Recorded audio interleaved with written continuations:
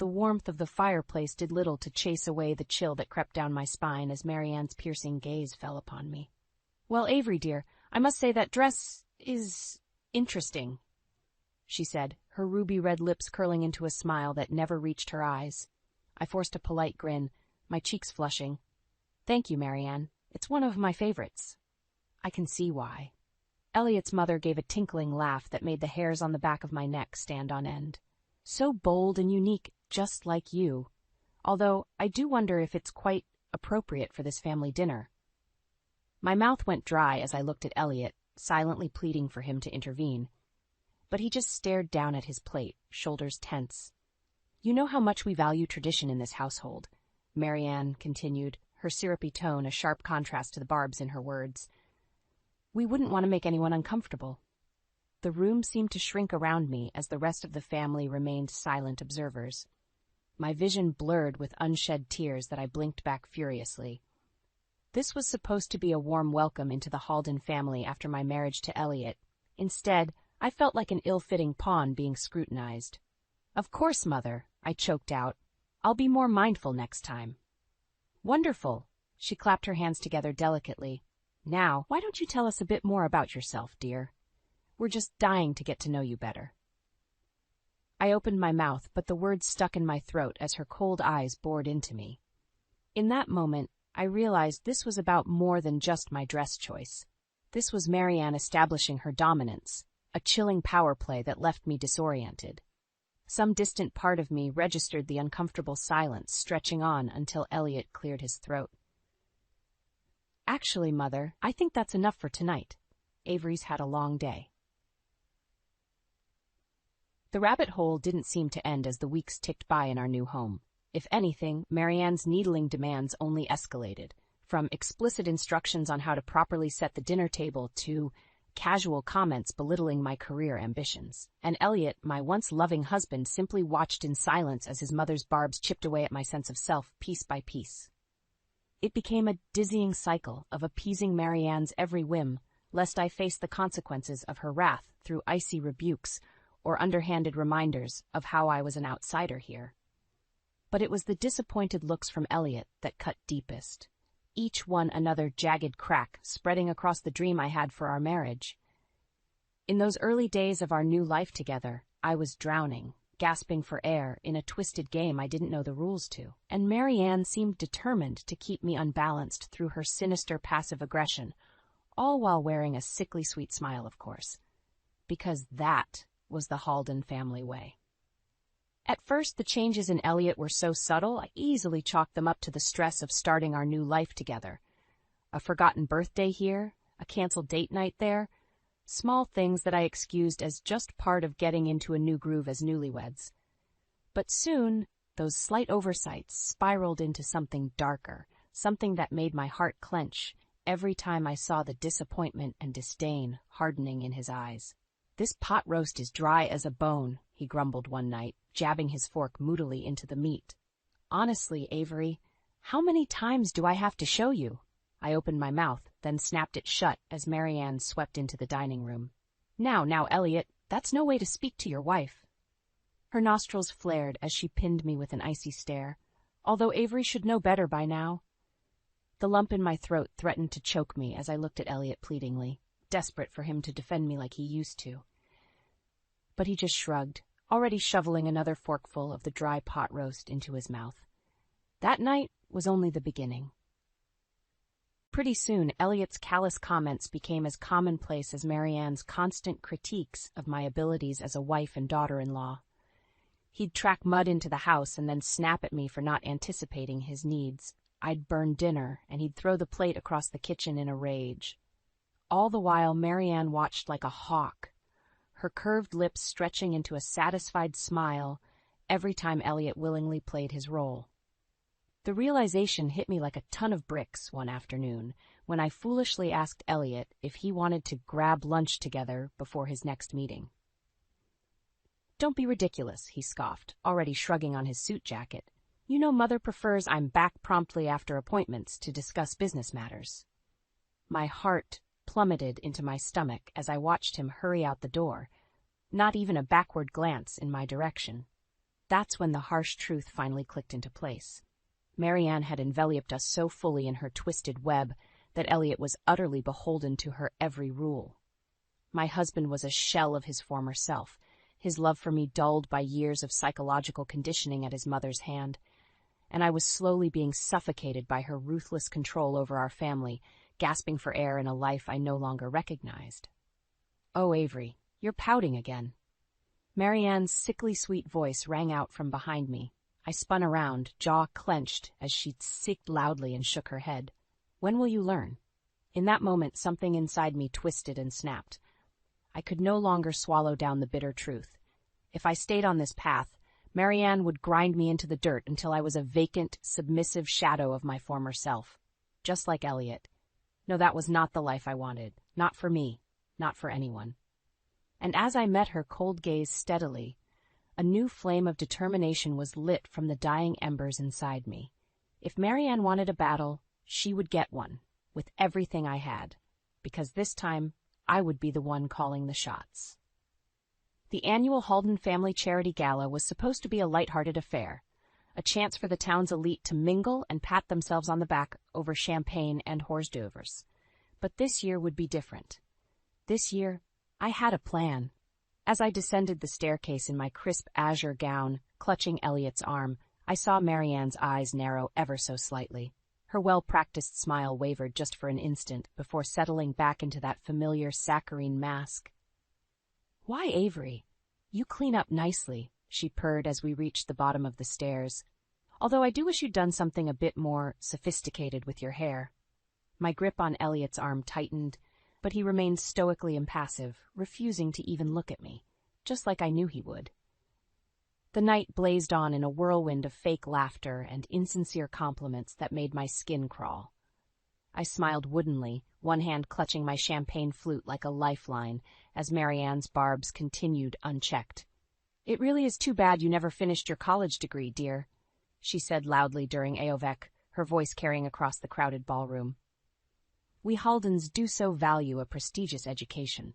A hush fell over our little group as I felt dozens of eyes boring into me, awaiting my stuttered excuse like they'd grown accustomed to over the years.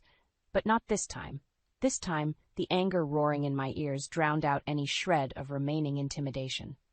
"Actually, Marianne, I seem to recall you dropping out as well," I said coolly, taking a dainty sip of my champagne. "To start a family, was it?" Her perfectly lined lips parted in shock as hushed murmurs began rippling through our audience. Out of the corner of my eye, I caught a glimpse of Elliot's father, Douglas, suppressing a grin before Marianne's voice sliced through the tension again.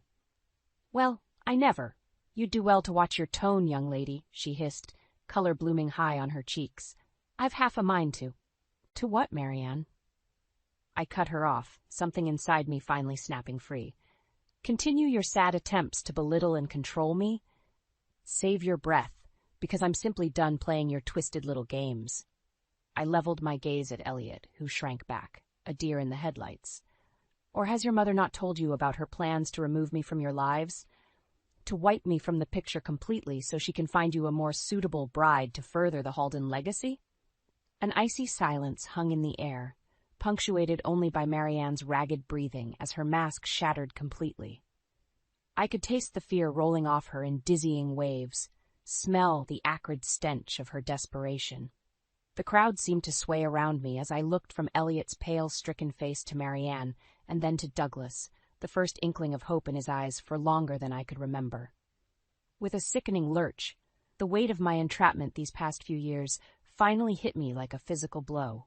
The lies, the belittling, the silent torment, all at the hands of this vile woman and her puppet of a son.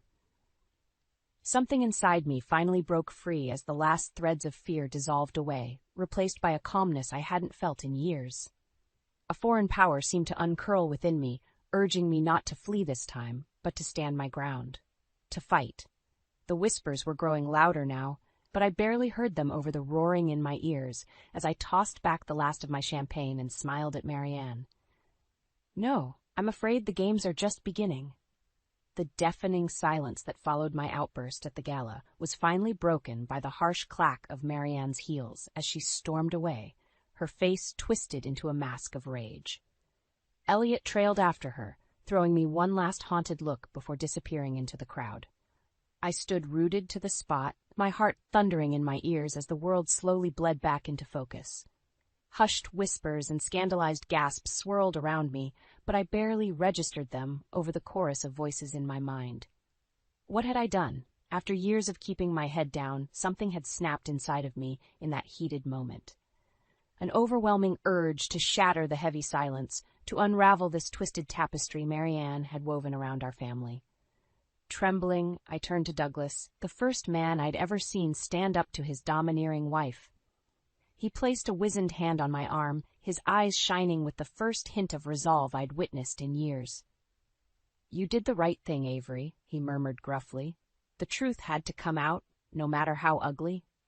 His earnest words should have been a balm, helping ease the searing guilt and shock pulsing through my veins. But they did little to chase away the nagging sense of dread coiling in the pit of my stomach, because I knew this was only the beginning. My grand public outburst may have rattled Marianne's cage, but the real fallout was yet to come. She would retaliate, of that I was certain, which meant I needed to be prepared to fight back with everything I had.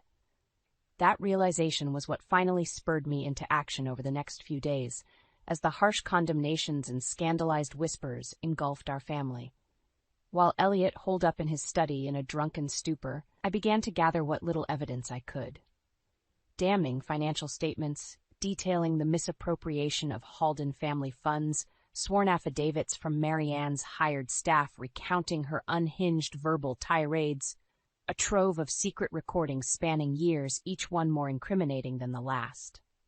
I compiled my case meticulously, letting the smoldering embers of my anger drive me forward as I prepared for the battle to come. Because one thing had become painfully clear. Marianne would stop at nothing to regain control over her kingdom, and I would be her prime target. The breaking point came one night after another of Elliot's inevitable blow-ups, his voice hoarse from screaming about the humiliation I'd brought upon this family. I had hidden in the pantry, my breath coming in raggedy pants as his venomous words hit their mark again and again, until finally I heard the telltale click of Marianne's heels against the hardwood and the murmur of their hushed conversation filtering through the cracked door. "Get rid of her." Marianne's low, steely voice made the hairs on the back of my neck stand up. "She's become much too unruly, much too dangerous to our family's interests." Unable to contain myself a moment longer, I leaned in closer until their poisonous whispers became clear as day. And that's when I heard the evidence I'd been subconsciously seeking all along. The final, damning confession that any shed of humanity had long been snuffed out in this family. The gloves were off. The time for playing Marianne's twisted games was over, because now it was my turn to fight fire with fire. As the whispered threats from Marianne and Elliot's hushed confession echoed in my mind, a strange calmness washed over me. No more walking on eggshells, no more forcing smiles as I was pecked apart from the inside. This was war, and I would be ready. The next morning, I awoke before dawn and quietly slipped out of the house before Elliot or Marianne could stir. My footsteps were the only sound on the deserted downtown streets as I made my way to the one place I knew I could find allies, Everly's Diner. The tinkling of the bell above the door was like a soothing balm as the familiar scents of bacon and freshly brewed coffee enveloped me. This place had been my haven in those first few strained years of marriage, when I could still escape Marianne's clutches for a few blessed hours. "Well, if it isn't my favorite customer!" Janice, the owner, emerged from the kitchen, a hesitant smile playing across her lips, as she took in my undoubtedly haggard appearance. "Rough night, hon? You could say that." The words were already tumbling out before I could stop them. The revelations at the gala, the whispered threats, my finally reaching the breaking point. As I spilled everything, I watched Janice's eyes widen, one wrinkled hand flying to cover her mouth. "Oh, darlin', I always knew that woman was nothin' but a snake," she muttered, shaking her head slowly. "But to go that far, to actually try hurting you like that, that's a new low, even for her." An unexpected surge of relief coursed through me at her words, as if finally hearing someone else validate my pain and experiences made it all just a little more bearable. I opened my mouth, about to try explaining myself further when the bell above the door jangled again. "There you are." A familiar voice rang out as Lila, my best friend from college, rushed over and enveloped me in a bone-crushing hug. "Janice called and told me everything. Avery, I'm so sorry I wasn't there for you all this time. If I'd known what was really going on." Her voice cracked with emotion, and I instinctively tightened my arms around her.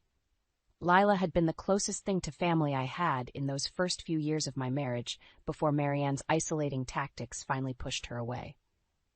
"You're here now," I murmured, forcing a watery smile as she finally pulled back. "That's what matters." "Damn straight." Lila swiped away the tears trickling down her cheeks before squaring her shoulders determinedly. "So what's the plan, Av? How can I help take that bitch down?" My lips twitched in a real smile this time at the fierce protectiveness blazing in her eyes. Because that's exactly what I needed now, someone with claws out who was ready to fight. "Well, for starters, I need to gather more evidence," I began, the gears in my mind already turning. "Anything I can use to expose Marianne and get these people off my back once and for all." I was thinking... "You were thinking it's time to play a little hardball." A new voice cut me off. I turned to see Charlie, my friend Lila's older brother, and a hotshot corporate lawyer, sweeping into the diner. A slow grin spread across his face as he took in my questioning look. "Leela called me from the road," he explained with a shrug. "Said my brilliant college pal was finally ready to stand up for herself. So," he rubbed his hands together, "what kind of trouble are we stirring up?" As I laid out the pieces I'd gathered so far, I could feel the weight temporarily lifting from my shoulders.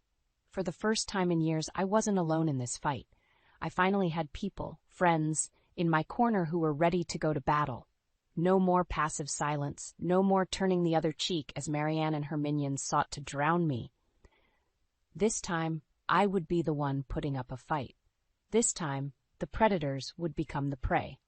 The next few weeks flew by in a whirlwind of clandestine meetings and furtive evidence gathering as Lila, Charlie, and I built an airtight case against Marianne and her web of deceit. Papers were meticulously organized into binders. Undercover surveillance captured hushed confrontations and damning admissions. A steely sense of determination took root inside me, unfurling with each incriminating piece we unearthed. By the time the annual Halden Hospitality Charity Gala arrived, I could feel the palpable tension thrumming through my veins. This would be the moment of truth, the culmination of weeks of secret planning, my chance to cut through the smothering silence once and for all. "You've got this, Lila murmured as we did final checks in the courthouse bathroom. Her fingers deftly fluffed my hair as her gaze met mine in the mirror, a silent message passing between us. No more fear, no more games. When we emerged into the marbled lobby a few minutes later, the gilded ballroom was already buzzing with Woodbrook's elite in their tuxedoed finery. Champagne flutes glinted under the soft candlelight as mingled laughter and chatter filled the air. I could feel hundreds of eyes trailing over me as I deliberately wove through the crowd, clutching the overflowing case binder to my chest like a shield. A hush seemed to fell over the crowd with each step, until finally I reached the center of the polished dance floor. "Good evening, everyone," I said in a clear, ringing voice, flashing them all a brilliant smile. "I'd like to take a moment to celebrate the generous philanthropists in our community who have gone to such great lengths to give back." A smattering of hesitant applause followed along with a few bewildered looks. Out of the corner of my eye, I watched Marianne stiffen, the color draining from her perfectly made-up face. "Of course," I continued lightly, "there are a few individuals here tonight who have been rather generous with their philanthropy, shall we say." As I spoke, I deposited the binder on a nearby table with a dull thud and began paging through the damning evidence. Embezzling funds from local charities and family trusts to fuel lavish lifestyles and keep up appearances, betraying the trust and confidence of those who believed in their philanthropic integrity. My voice remained maddeningly calm, even as Marianne's face contorted with rage and panic flickered in Elliot's eyes. As more and more details tumbled from my lips, a deafening silence fell over the crowd, broken only by the flutter of papers and my inexorable narration. "Then, of course, we have the less legal dalliances to account for as well." I leveled my gaze squarely at Elliot now, holding up glossy photographic proof of his indiscretions for all to see. Cavorting with strange women, deceiving his faithful wife, all while hiding behind this thin veneer of community-minded chivalry. The hushed gasps of shock seemed to reverberate against the vaulted ceilings now, shattered only by the guttural scream that finally tore free from Marianne's throat. Wild-eyed and trembling, she looked every bit the caged animal as security began closing in from all sides. In that crystalline moment of reckoning, I could see the final shreds of her meticulously constructed facade disintegrating into ash right before me. There would be no more lies, no more manipulations under the guise of propriety. For the first time since she'd callously destroyed my naive dreams of familial belonging all those years ago, I felt a savage sense of victory coursing through my veins unfettered. The karmic wheel had finally turned, and Marianne was powerless to stop it. As two burly guards moved to apprehend her, Marianne's gaze found mine one final time, feral and burning with hatred. But this time her venom held no power, sliding harmlessly away as the last of the fear dissolved inside me, because in that moment I was the master of her supposed checkmate. The thunderous silence that followed Marianne's dramatic arrest seemed to stretch into eternity.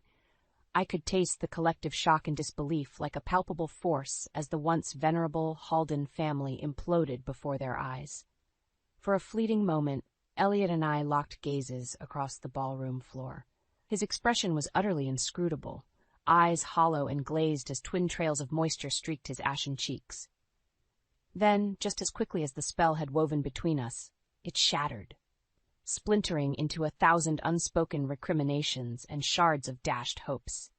Elliot's jaw hardened and he turned on his heel, retreating into the claustrophobic crowd as if I were the villain here, as if I had been the jackal systematically stripping our family apart, piece by piece.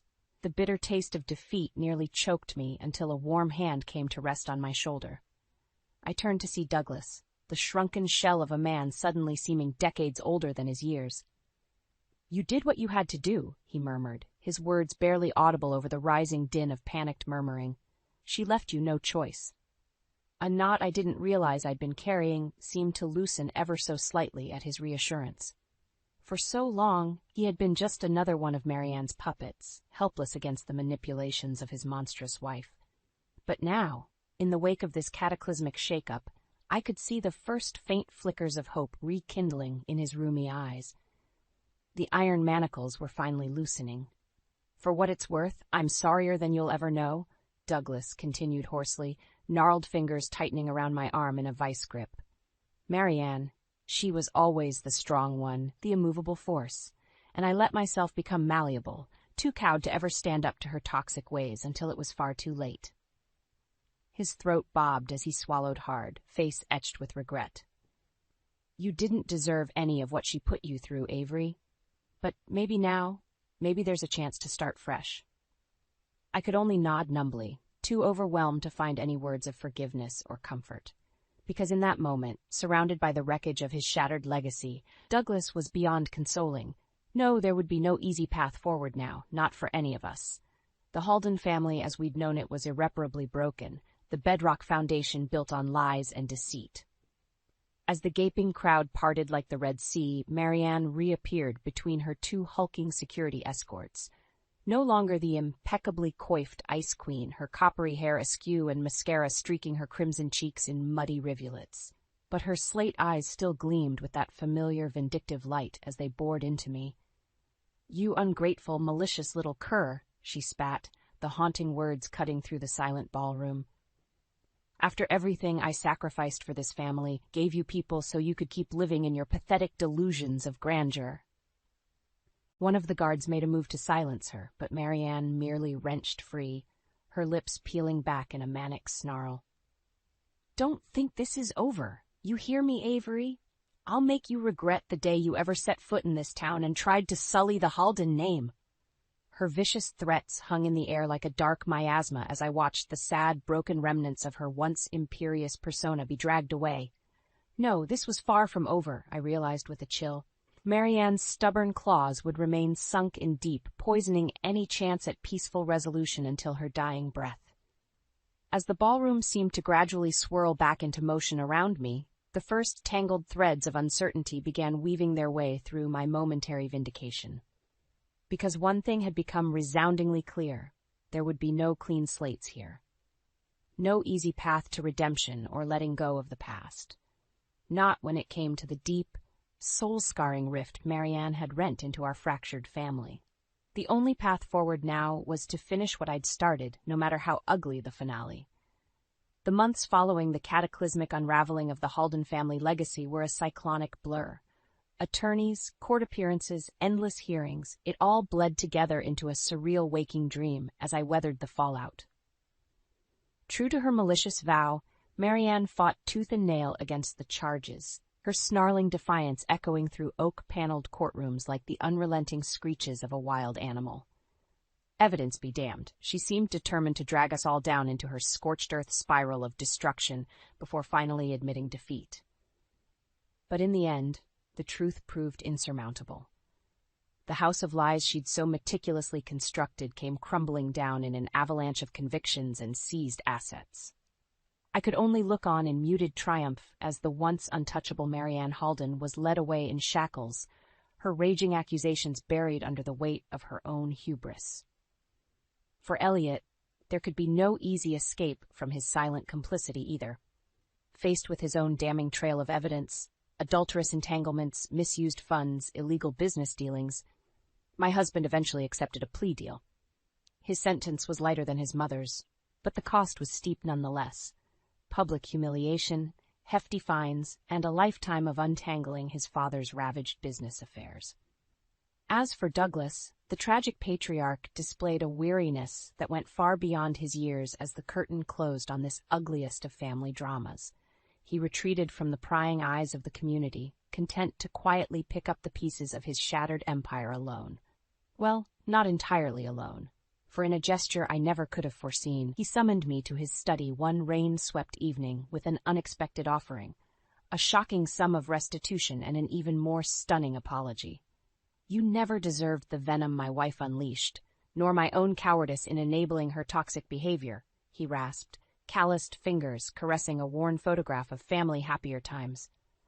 But I hope this can be a step towards making amends for the suffering you endured on my watch. I opened my mouth to protest, but Douglas raised a withered hand, his eyes shimmering with a fragile hope. Take it, Avery. For once in your life, take something you never had to fight tooth and nail for. Build yourself a legacy untainted by the rot of this family.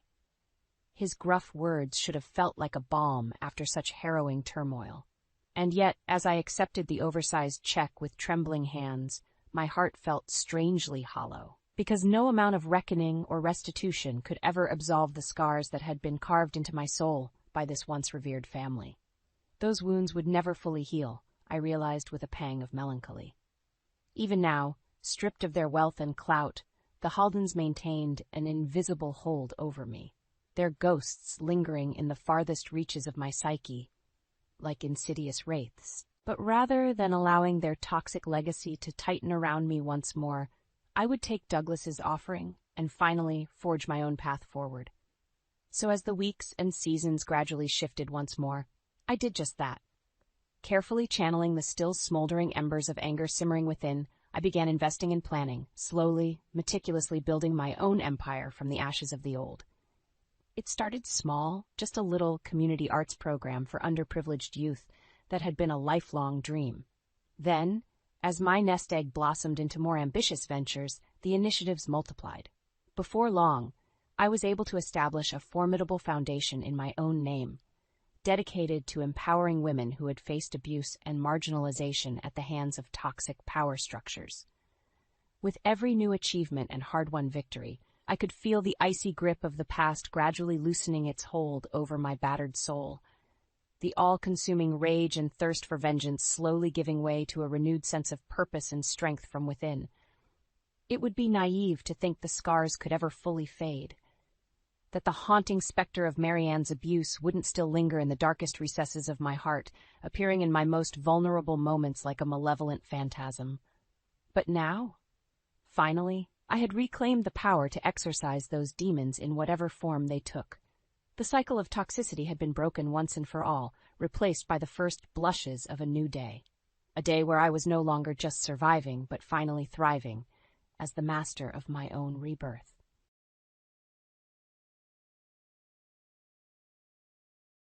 Infertility treatment was out of the question, according to Jack.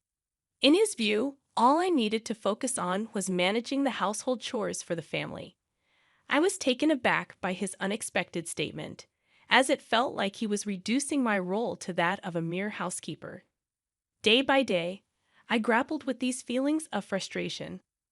One day, while cleaning Jack's room, I stumbled upon a childbirth DVD featuring a woman I didn't recognize. Bewildered, I questioned the identity of this mysterious woman. At that moment, Michael, a man unfamiliar to me, appeared. Desperate and unsure of what to do, I sought Michael's assistance in uncovering Jack's infidelity. With a plan in mind, I proposed holding the family's traditional New Year's Eve gathering in the annex where Jack and I lived. I carefully explained the situation to my in-laws, seeking their cooperation. Eventually, they agreed, and my journey of revenge against Jack began. I introduced myself as Maria, a 40-year-old housewife married for 3 years. I had married Jack, 3 years my senior, through a matchmaking arrangement. Although our family was well respected locally, Jack, the son of a wealthy family, had remained single until the age of 40. Initially, everything seemed promising. However, as time passed, Jack's demeanor changed. His once kind attitude turned indifferent, and he communicated with me mostly through assigning household chores. Perplexed, I approached my mother-in-law, expressing my concerns about Jack's behavior. Her response was dismissive, attributing Jack's behavior to a perceived embarrassment in talking to his wife, just like his father had been after marriage. While somewhat reassured, I couldn't shake the feeling that something was amiss. Jack's reluctance to discuss our lack of children became a growing concern. Despite my efforts to conceive, including monitoring my basal body temperature and maintaining a healthy lifestyle, there was no sign of pregnancy after 3 years. Worried, I mustered the courage to discuss fertility treatment with Jack, only to be met with his adamant refusal.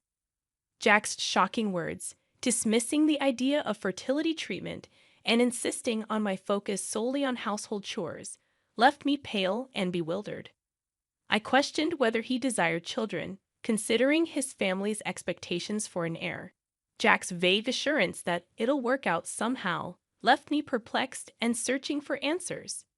Somehow, I found myself puzzled by Jack's cryptic words, but he remained silent about how it'll work out somehow.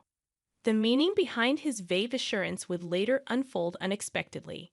Day after day, I grappled with frustration while tending to the never-ending cycle of household chores, convincing myself it was a natural part of being a daughter-in-law. Yet, a growing emptiness persisted. During my routine cleaning of Jack's study, surrounded by countless books, I discovered a large CD rack next to the bookshelf. To clean thoroughly, I had to remove all the items. In the process, I accidentally knocked down about 20 DVDs. Faced with the challenge of putting everything back in order, I noticed meticulous labeling on both the discs and their cases. One label caught my attention: November 30th, 2022, Birth of Ethan. Trying to connect the dots with Jack's earlier words about an heir, I decided to play the DVD. In the living room, I inserted it into the DVD player and pressed play. The screen revealed a dimly lit room resembling a hospital examination table, with a woman in her early 20s, visibly pregnant, smiling at the camera. As the scene unfolded, the woman began experiencing labor pains, and Jack's voice could be heard soothing her. Shockingly, the pregnant woman repeatedly called him Jack. The video progressed to the childbirth process, with Jack excitedly encouraging the woman named Jessica. Tears welled up in my eyes as I realized Jack had been cheating on me. The date on the label indicated it happened exactly a year ago, implying nearly 2 years of infidelity. Though the DVD hinted at Jack's betrayal, it didn't conclusively prove the child's parentage. Considering legal or investigative options, I was hindered by Jack's limited financial support for my living expenses. Lost in contemplation, the doorbell rang, and on the monitor, I saw a man in his late 20s, Michael. Curious about his purpose, I'd opened the door, and he introduced himself, asking if Jack was home. With a troubled expression, he handed me his business card, revealing his name as Michael. The name Michael sounded familiar, and I couldn't shake the feeling that I had heard it before. When Michael revealed that he wanted to inquire about a woman named Jessica, one of Jack's subordinates, a sense of recognition hit me. Jessica was the same name as the pregnant woman from the DVD. Curiosity got the better of me as I asked Michael if this Jessica was the woman who gave birth about a year ago. To my question, Michael showed surprise, and I pressed for more information. His response left me in shock as he mentioned something about Jack acknowledging the child. Intrigued and wanting to unravel the truth, I invited Michael inside. Though I offered him tea, he declined and began explaining the complex situation. Michael disclosed that Jessica was his ex-girlfriend, and despite her being pregnant with Jack's child, the baby, Ethan, was actually his. This revelation left me bewildered, especially since Michael insisted on having proof. Contrary to the usual scenario where a cheating partner would be confronted, Michael's response seemed peculiar. He explained that Ethan resembled his baby photos, and he had attempted to reconcile with Jessica, only to be rejected due to financial instability. Michael asserted that Jessica, however, maintained that Ethan was Jack's son. The revelation explained Jack's secretive behavior regarding his income and the financial support he provided to Jessica. Feeling helpless, Michael had hired a private investigator, confirming Ethan's paternity. Overwhelmed by the gravity of the situation, Michael and I decided to join forces and confront Jack. As December arrived, I proposed to my in-laws to hold a New Year's Eve gathering at our annex. To gain their cooperation, I shared Michael's revelations gradually, avoiding sudden shocks. I showed them the incriminating DVD, and my in-laws, visibly shocked, agreed to support our plan. On New Year's Eve, our relatives gathered at our annex, and in the cramped living room, we set up a long table for the traditional meal. Before dinner, my father-in-law addressed everyone, expressing gratitude for their presence and mentioning the importance of what we were about to show. As he spoke, I stood up, urging everyone to watch the video, setting the stage for the revelation that awaited them. I said, "This," turned on the TV, and started preparing the DVD player. "What is it?" "Some interesting video," Jack asked me with a smirking expression, unaware of the fate that awaited him. As soon as I pressed play, Jack's face froze. Suddenly, the labor waiting room appeared, with Jessica lying down. "Is this—" "Hey, stop it, Maria." The relatives around us began to murmur in confusion. "What's this all about? Who's that pregnant woman?" All eyes turned to Jack, realizing the trouble. Jack frantically searched for the DVD player's remote. But anticipating this, I had hidden the remote. When Jack realized the remote was missing and approached the DVD player, my father-in-law held him back. "Stop, please, stop." Jack struggled to stop the playback, but my father-in-law and I firmly restrained him. "Jack, don't make it worse. Just watch quietly." Hearing his parents' words, Jack, almost in tears, fell silent. Meanwhile, the childbirth DVD continued playing. Is this Jack's secret child? Oh my, to think someone in our family has a mistress. If this gets out, we won't be able to show our faces around here. Amid the uproar, with some relatives crying, I addressed everyone to calm them down. Everyone, please calm down. This baby being born is not Jack's child, but Jack was there, right? The pregnant woman kept calling his name in pain. Everyone looked at me confused. Jack was the most shocked of all. "Maria, how did you know that?" "Oh, so you knew it too, that he wasn't your child." When I pressed him, Jack covered his mouth with an awkward awe. "Why did you acknowledge him if you knew he wasn't yours and you've been paying child support every month?" Well, Jack, sweating on his forehead, was at a loss for words. "Acknowledgement, child support, and yet he's not your child. Explain that properly." "Yeah, we can't accept this as it is." Everyone was accusing Jack in unison. But Jack himself couldn't seem to spit out the truth. My mother-in-law, unable to hold back any longer, prostrated herself in front of everyone, crying, "Everyone, I am so sorry. It was my fault for not raising him right." While sobbing, I rubbed her back with both hands. "No, it's not your fault. I am going to call someone who will testify. Now that's right, I forgot. I'm sorry for losing my composure." My mother-in-law raised her tearful face, and Jack, sensing something was off, confronted me. "What's going on? What are you all planning?" "Quiet, to Jack.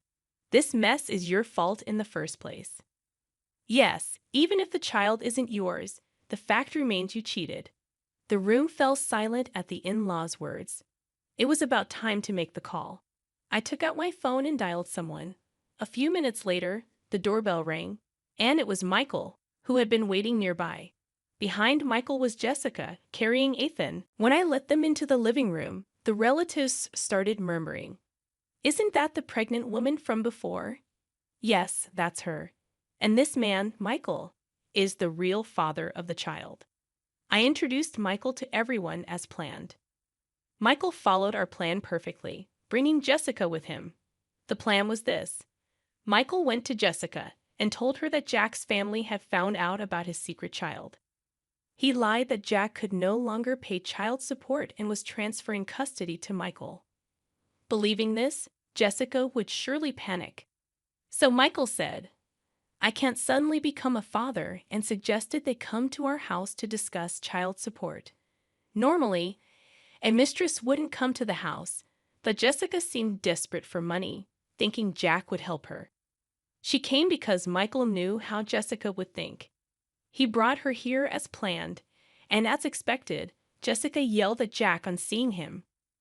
"What? You're not paying child support anymore, and even giving custody to this poor man is cruel." "What? I didn't say any of that. I tricked you, Jessica." I said, "This," turned on the TV, and started preparing the DVD player. "What is it? Some interesting video?" Jack asked me with a smirking expression, unaware of the fate that awaited him. As soon as I pressed play, Jack's face froze. Suddenly, the labor waiting room appeared, with Jessica lying down. "Is this? Hey, stop it, Maria." The relatives around us began to murmur in confusion. "What's this all about? Who's that pregnant woman?" All eyes turned to Jack, realizing the trouble. Jack frantically searched for the DVD player's remote. But anticipating this, I had hidden the remote. When Jack realized the remote was missing and approached the DVD player, my father-in-law held him back. "Stop, please, stop." Jack struggled to stop the playback, but my father-in-law and I firmly restrained him. "Jack, don't make it worse. Just watch quietly." Hearing his parents' words, Jack, almost in tears, fell silent. Meanwhile, the childbirth DVD continued playing. "Is this Jack's secret child? Oh my, to think someone in our family has a mistress. If this gets out, we won't be able to show our faces around here." Amid the uproar, with some relatives crying, I addressed everyone to calm them down. "Everyone, please calm down. This baby being born is not Jack's child." "But Jack was there, right?" The pregnant woman kept calling his name in pain. Everyone looked at me confused. Jack was the most shocked of all. "Maria, how did you know that?" "Oh, so you knew it too, that he wasn't your child." When I pressed him, Jack covered his mouth with an awkward awe. "Why did you acknowledge him if you knew he wasn't yours, and you've been paying child support every month?" Jack, sweating on his forehead, was at a loss for words. "Acknowledgement, child support, and yet he's not your child. Explain that properly." "Yeah, we can't accept this as it is." Everyone was accusing Jack in unison, but Jack himself couldn't seem to spit out the truth. My mother-in-law, unable to hold back any longer, prostrated herself in front of everyone, crying, "Everyone, I am so sorry. It was my fault for not raising him right." While sobbing, I rubbed her back with both hands. "No, it's not your fault. I am going to call someone who will testify. Now that's right, I forgot. I'm sorry for losing my composure."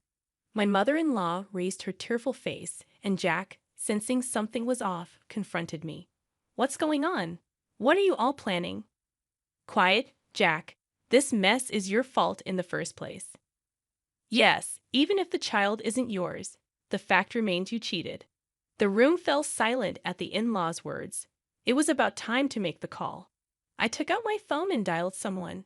A few minutes later, the doorbell rang, and it was Michael, who had been waiting nearby. Behind Michael was Jessica, carrying Ethan. When I let them into the living room, the relatives started murmuring. Isn't that the pregnant woman from before? Yes, that's her. And this man, Michael, is the real father of the child. I introduced Michael to everyone as planned. Michael followed our plan perfectly, bringing Jessica with him. The plan was this. Michael went to Jessica and told her that Jack's family had found out about his secret child. He lied that Jack could no longer pay child support and was transferring custody to Michael. Believing this, Jessica would surely panic. So Michael said, I can't suddenly become a father, and suggested they come to our house to discuss child support. Normally, a mistress wouldn't come to the house, but Jessica seemed desperate for money, thinking Jack would help her. She came because Michael knew how Jessica would think. He brought her here as planned, and as expected, Jessica yelled at Jack on seeing him. What? You're not paying child support anymore? And even giving custody to this poor man is cruel. What? I didn't say any of that. I tricked you, Jessica. Why? I'm his mother. Why would you do that? Of course, you've been nothing but lies, chasing after men with money. How can anyone trust you? No, I won't lie anymore. Please let me stay with Ethan. Jessica looked at Michael pleadingly, but Michael's decision was unwavering. Ethan was even trying to look away from Jessica. She no longer had the right to be a mother. Jessica, there's something you need to say first. You had an affair with your boss, and now his wife and relatives are here. Shouldn't you apologize? Oh, well. Jessica was at a loss with the relatives watching. I seized the opportunity to confront her. Well, regardless of whose child it is, your affair with Jack is a fact. We'll be demanding proper compensation for that. No, I don't want to. What a shameless woman. Settle your dues properly. The relatives echoed the sentiment. And, of course, Jack, you'll be paying compensation too. I looked sternly at Jack. Then my father-in-law also spoke to Jack. Not just that. Having someone in our family causing such a scandal is a disgrace to us in the eyes of society. Therefore, Jack, you must leave our house. Yes, he's a disgrace to the family, right? Leave now. The relatives' accusations made Jack shrink, and then he looked at me with pleading eyes. Maria, I was wrong. I'll pay the compensation. Please help me. I was speechless at his pathetic state, but Jack, undeterred, continued. Wait, if I'm kicked out, you'll struggle too, right? So ask Dad to let me stay. He'll listen if you ask. No, that's not necessary. I'll also leave after divorcing you. I firmly responded, feeling relieved. I couldn't help but notice Jack's bewildered expression. What are you talking about? How will you live if you leave? A housewife, like you can't make it on her own. No, that's fine. Michael suddenly interjected, surprising Jack even more. Jack, didn't you know? Maria was the secretary to the president of my company before she got married. My dad still laments losing her. She was the best secretary he ever had. So after the divorce, she'll work for us again. Jack, who showed no interest in my job at the matchmaking meeting, had no idea. Michael never showed his face at the company when I was working there, so we didn't recognize each other. That's why when I first met Michael, his name sounded familiar, like I had heard it somewhere before. That's the situation, Jack, so please divorce me. Maria was such a good daughter-in-law, but I understand. Miyoshi's president is a good acquaintance of mine, so we'll likely keep in touch with Maria. Yes, I want to keep in touch with Maria too. Thank you. I hope to continue our relationship. Tears in my eyes, I clasped hands with my in-laws. Then Michael left with Ethan, and Jessica stayed behind for negotiations on compensation. The same was true for Jack. We couldn't just let him lead without discussing compensation and property division. which lasted until morning. As a result of the discussions, we split the marital assets, and Jack paid me compensation for his infidelity. And so Jack was disowned by his in-laws, having never lived outside his family's property. Jack struggled even with the moving arrangements. Furthermore, his workplace boss was acquainted with my former father-in-law. The rumor of his affair with Jessica, his subordinate, spread quickly. Needless to say, his colleagues' attitudes towards him changed for the worse. Jessica resigned early and returned to her parents' home. However, it turned out that her father, who also knew my former father-in-law, was furious about her affair with her boss and making another man acknowledge a child born from another relationship. He quickly kicked her out. Now, after paying me the compensation, Jessica is said to be working at a nightclub, her savings depleted. All this information came from my former father-in-law, with whom I still keep in contact. I was again amazed by the extent of his connections. Eventually, Jack too resigned from his job. After much personal turmoil, he has since gone somewhere to look for work, but I have no idea where. As for me, I was rehired by M Corporation and am working as the president's secretary. Michael is still at the subcontracting factory. He says he wants to stay at his familiar workplace, while Ethan is still a preschooler ready to rush over if anything happens. Truly, he's a great hands-on dad. I had wanted children myself, but now I'm so fulfilled with my job. I think I'm okay without getting married again. However, about a year later, after Ethan started attending daycare, Michael was set to join the parent company. At first, he would be a trainee. Then one day, to my surprise, Michael proposed to me. I was genuinely shocked by the suddenness. Really? There's quite an age gap between us. Are you sure? When I asked, Michael responded with a smile. I've decided ever since you got divorced. Ethan is attached to you. And besides, my dad says it has to be Maria. I know I'm younger, but please, will you marry me? Moved by Michael's sincerity, I was drawn to him. And so we got married. Now it's Michael, Ethan, and the new life growing inside me. A child from Michael and me. We're building a happy family together.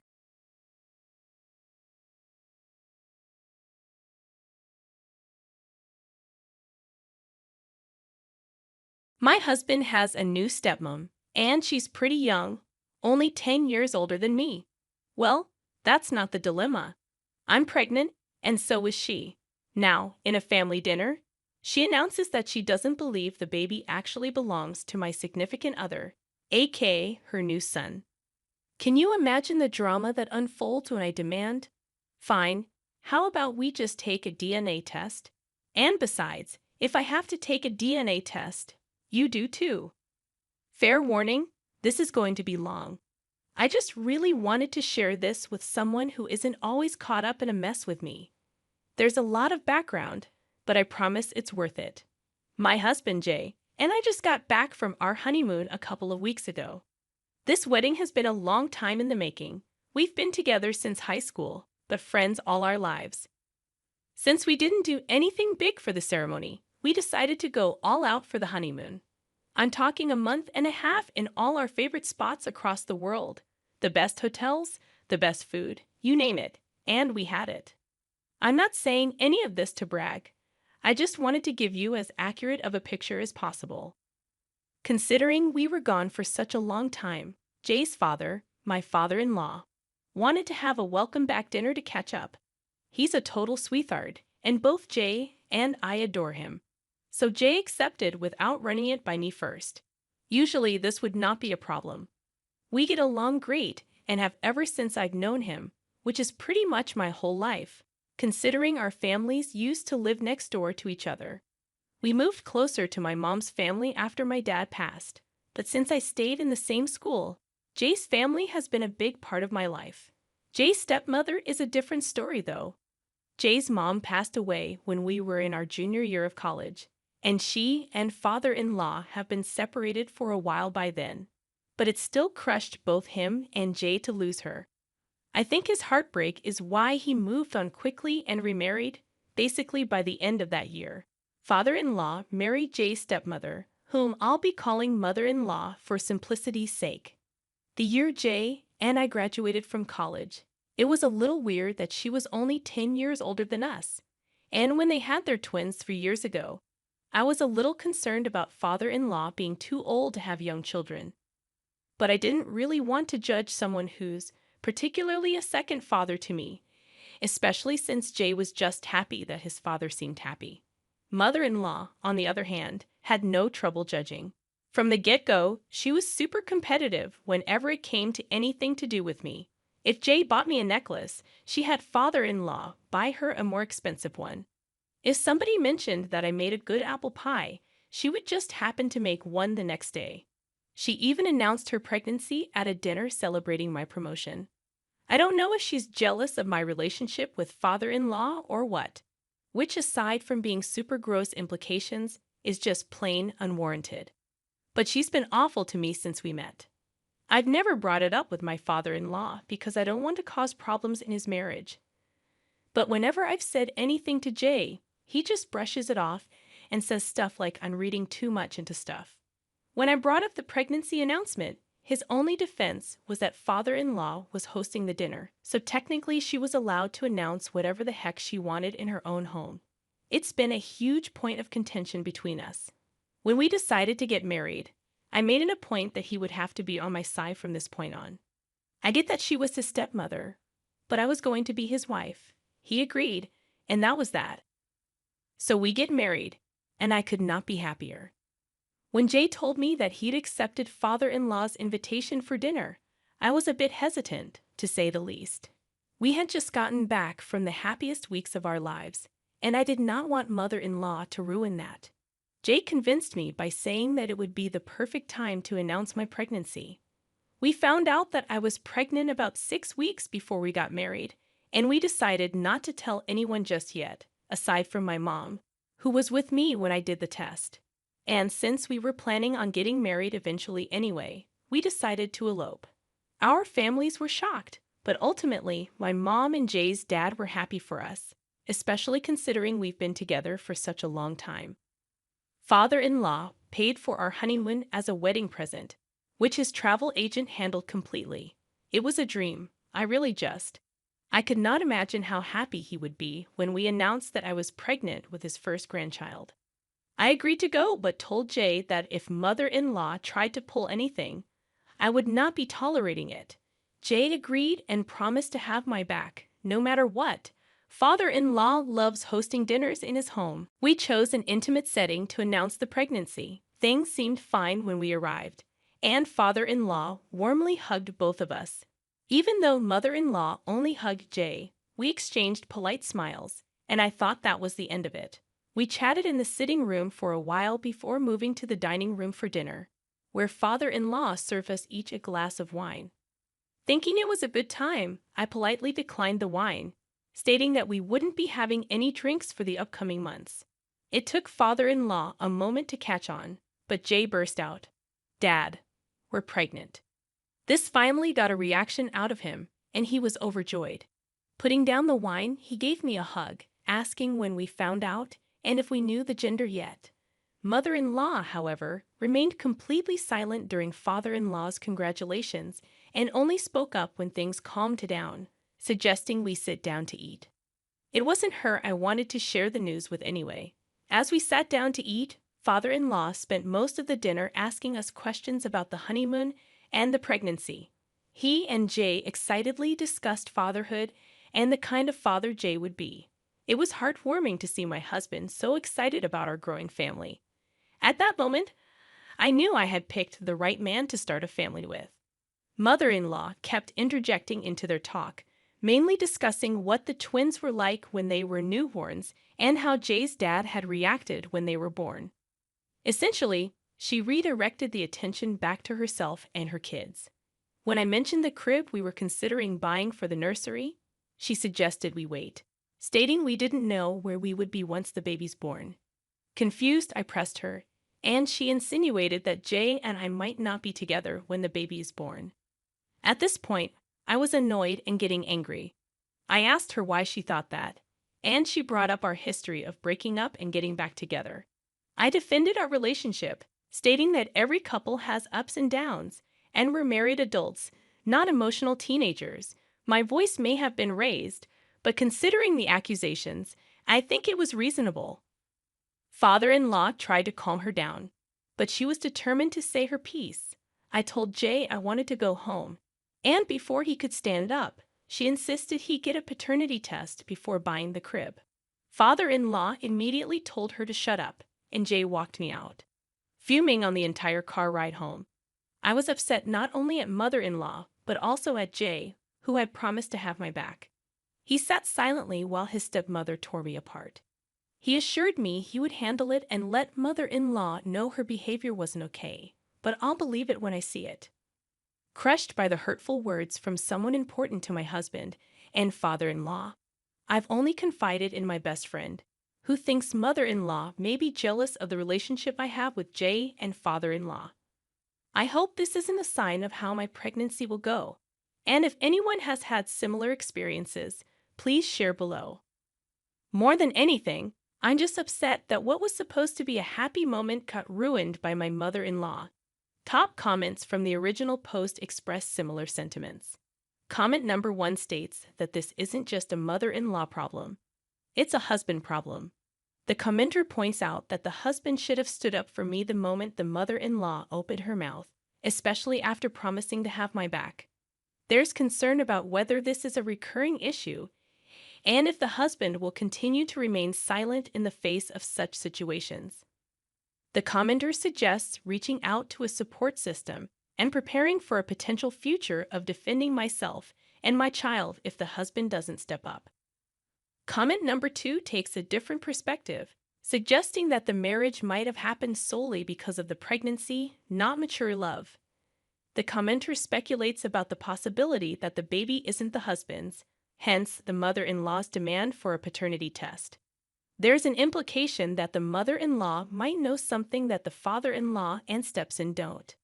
The commenter advises me to admit any jealousy towards the mother-in-law, projecting that she married a stable family man while I was strung along for 10 years with an on-and-off-again boyfriend. In the first update, I acknowledged the husband's failure to defend me adequately and our subsequent discussion about the need for him to speak up sooner in the future. There's mention of the impossibility of limiting contact with the in-laws due to Jay's work with his father, who runs several restaurants.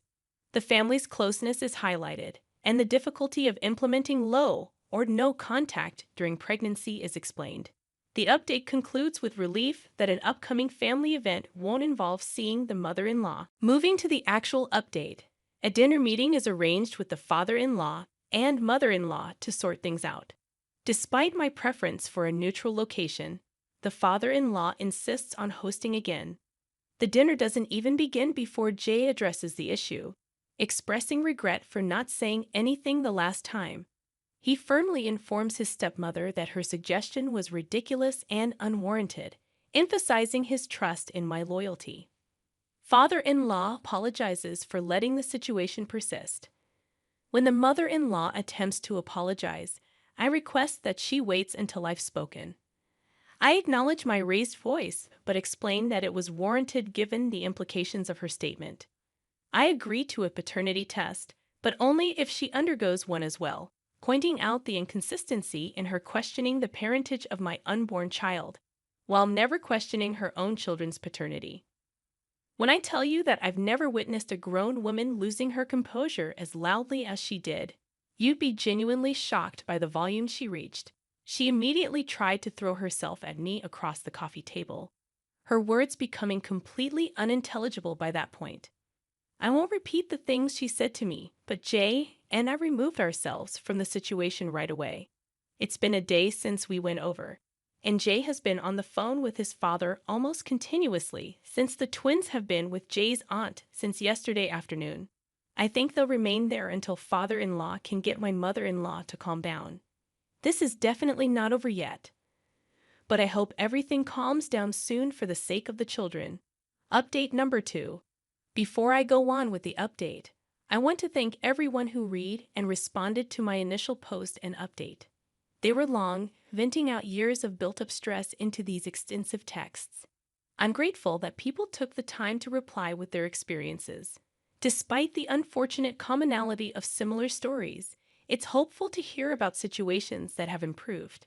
I've received mixed responses about agreeing to the paternity test only if she did it too, which I expected. Honestly, it's the only solution that seemed moderately fair to me. Anyways, on to the meat of the update. I did end up going through with the test. As insulting as it was, I knew that if I didn't, there would always be that lingering shred of doubt. And that's not the family I want to bring my child into. I chose a doctor who runs his own practice, a friend of mine. He collected the samples, and the results would be available in a few days. Shockingly, the child is my husband's. Jay wasn't surprised when I told him, but I could sense some tension released from his conscience. Considering the emotional turmoil my mother-in-law put me through, I didn't stop there. I didn't do anything drastic. Nobody was harmed. My condition for going through with the test was that mother-in-law gets her own children checked, and I intended to go through with that regardless of her participation. The twins were with Jay's aunt, and I managed to get Jay's cousin to get a cheek swab of each of them, just to bring to my doctor friend. We ran the twins against Jay, which served the same purpose. The emotion I felt when it came back that the twins were not related to Jay was mixed. On one hand, I was vindicated that mother-in-law had been projecting, but on the other hand, the lives of these innocent children were about to be uprooted because their mother had to butt into other people's business. Currently, the only person aware of these results is Jay. We're taking some time to decide on the next step, as we don't want to harm the twins, regardless of whether they're related to Jay. If anything comes of it, I'll post an update, but for now, we just want to do what's best for our family. Update number 3. I'm gutted, absolutely gutted, and have no idea what to do. I feel completely blindsided and betrayed by the man who promised me forever and is now siding with a woman who verbally abused me in his home. Father-in-law and mother-in-law called us over yesterday afternoon. I had hoped that mother-in-law had finally come to her senses and was ready to apologize for everything she said to me. Unfortunately, I could not have been further from the truth. Upon arriving at the house, I already knew that something was off. Father-in-law usually greets us at the door with a warm hug and smile, but this time, he just held the door open silently and then went to sit beside mother-in-law in the dining room.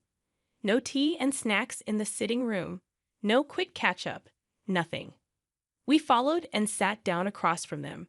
Father-in-law passed us a stack of papers and asked us if we knew that they were the results of the paternity test that my friend had performed for my child and the twins. I was completely caught off guard, as there was no way that father-in-law and mother-in-law should have access to those documents, as neither Jay nor I had contacted them about it. Jay was just as confused as I was, but father-in-law did not give us time to process anything before passing us another set of papers, both regarding the twins' parentage. It stated that Jay was the half-brother of both twins, which clearly contradicted the results on the first set of papers. Father-in-law explained that they had conducted a DNA test at a local clinic, saying that he had recently run a DNA test for the twins at the request of a relative. He felt obligated as a doctor to inform the parents of the situation. My friend had contacted father-in-law to tell him about the paternity test that I had him perform on the twins. But he didn't stop there. Father-in-law revealed that my friend sent over the results along with edited documents that stated the twins had no relation to Jay. My friend told him that I requested the documents to be edited. Jay asked me if this was true, but I was so caught off guard by the betrayal of my friend that I just froze. Unfortunately, father-in-law took this as an invitation to keep speaking. This is a man I've looked up to for most of my life, whom I held as a father figure after the death of my own father. And he had no remorse in telling my husband, his own son, that my friend had edited the results of my own paternity test. He had absolutely no empathy for the fact that I just wanted to give my child the best possible father it could have. I wanted Jay to be the father. I just don't see what father-in-law gains from tearing down everything that I was trying to build for my family. The whole time, mother-in-law just sat there with this stupid, smug look on her face, not saying a word. It was her fault any of this was happening in the first place, and she just sat there and smiled at me as though I was at fault for wanting to ensure that my children had a stable life with a reliable father. Jay was absolutely livid. I've never seen the man I love so angry, let alone directed at me. At first, I hoped that I could reason with him, but when it became crystal clear that he was unwilling to listen to me, I called my mother to come pick me up. I've been with her for the last few days, and Jay has not tried to contact me. Father-in-law and mother-in-law have not picked up any of my calls or responded to any of my text messages. My friend, the doctor who caused this whole mess, has completely ghosted me on everything. I plan to go down to his practice to confront him soon. But I just want to fix things with Jay first. I simply don't know what to do. I don't know how my life went from the perfect honeymoon and designing my dream nursery to this. Update number 4. For those of you tearing me apart in the comments section, you'll be happy to hear that Jay and I are separated. He told me that he's looking into an annulment. Father-in-law had the audacity to contact my mother about everything that happened, and even she's not happy with me right now. I'm completely isolated and alone, and the only person still on my side is my best friend, who has supported me through this whole mess without judgment. I really tried to remove myself from the situation and take the high road, but considering father-in-law's lack of tact and his willingness to interfere with my family, I just decided that I would fight fire with fire. I can't be bothered with people like the doctor who went behind my back to contact Jay's family. There are no records of our interactions, and pursuing that angle would be an all-around pointless matter for me. However, I mentioned in a previous update that father-in-law runs a few restaurants in my city. The way that he was able to grow his business so quickly was by employing cheap immigrant workers. Of course, father-in-law was more than willing to turn a blind eye if they happened to be undocumented, provided they did good work. Unfortunately for father-in-law, a good Samaritan alerted the relevant authorities to this fact, and considering, I have not been in contact with either my husband or his family since the ambush at dinner. I only know what little my mother tells me about it. From what I've heard, father-in-law has been fined a few thousand, and it's possible that his business license will be suspended. This would impact not only his livelihood and approaching retirement, but also Jay, quite a few other members of the extended family who were involved in the business. While it pains me to see a family that I held so dear for so long go through such a difficult time, I can't help but feel that this is karma. Father-in-law could not keep his wife out of my family's business, and now his family business is under fire. I wish I knew how Jay felt about all this. If we had not been separated, I would be doing my best to support him during this trying time for both him and his family. It's with a heavy heart that I've resigned myself to watching their hard work and livelihood go up in flames. None of this would be happening if mother-in-law had simply chosen to be happy for us and welcome our child into the family with open arms, just as we had welcomed her and her twins. I sincerely hope that they're able to heal from this, but for now, I'll just have to prioritize myself and my child. I don't have time to care about their family drama anymore. Update number 5. I never thought I'd be coming back to update, but since my last post, here I am. I don't know what ended up happening with my former father-in-law's business license, and frankly, I don't care. Jay and his family are dead to me, and they can continue living their picture-perfect life far away from me. I do know that he had to pay a hefty fine, and one of Jay's uncles, whom Jay was never a fan of, has taken over father-in-law's position for now. Overall, I'm more than happy with how my life has gone since exiting the toxic family. I've moved back in with my mom, who loves the company. She's come around to my point of view, given her desire to have a healthy relationship with her grandchildren, which I was so happy to see. The biggest update is that I've since started seeing the soon-to-be father of my child. We connected during a break that Jay and I were on before our engagement, and have since reconnected through a friend of my best friend. I'll be due any day now, and the father of my child will be by my side every step of the way. I'm overjoyed that I'll be able to bring my little bundle of joy into a complete family with a mother and a father who will love them unconditionally. So, thank you to those who commented on and interacted with my post positively, and to those of you who DM'd me support and my choices despite the onslaught of hate and ridicule from other commenters. It means more to me than I could ever express. I hope that each of you was able to find a happy ending that I know we all deserve. Top comments from the original post and all the updates. Comment number 1. I'm just glad everything worked out for you in the end. I know I'm going to get attacked from commenters into oblivion, but I don't care. You clearly have so much love in your heart for your family and your unborn child, and you just want to create the best possible life for them. I completely empathize as someone who grew up in a broken home with parents who were constantly at war with each other. I wish that my mother had done what you tried to do. Lord knows we would have had a better life today if she did. All the love and light to you and your kid. May your little family find peace away from the mess in your past, and may your relationship with your partner grow stronger every day. Comment number 2. I don't even know what to say. I mean, lady, you're crazy. This is what they say, don't stick your something in crazy. Did you report his father to the authorities? You might have gotten this man's livelihood taken away. I mean, a man with 2 young children that you claim to love and want the best for, like, holy hell, you're insane.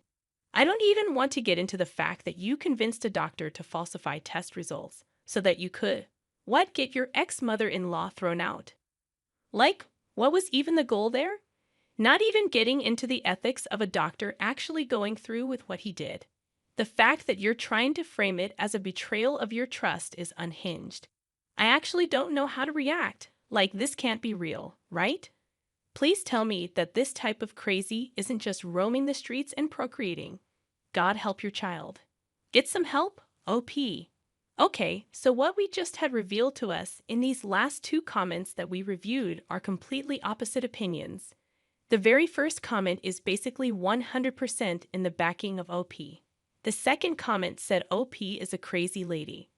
I mean, everything that she did, from the faking of the documents to getting the doctor friend to help, it just all led to pure toxicness.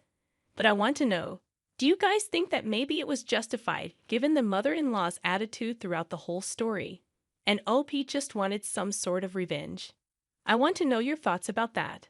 So go ahead, drop it down below in our comment section, guys. Thank you so much for joining me on today's video. My name is Mr. Reddit, and I narrate these sorts of stories every single day. So if you want to be a part of these, all you have to do is subscribe.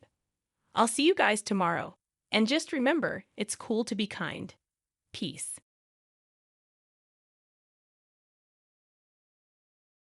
Eight years ago, I, a 54-year-old man, went through a divorce with my then 48-year-old wife.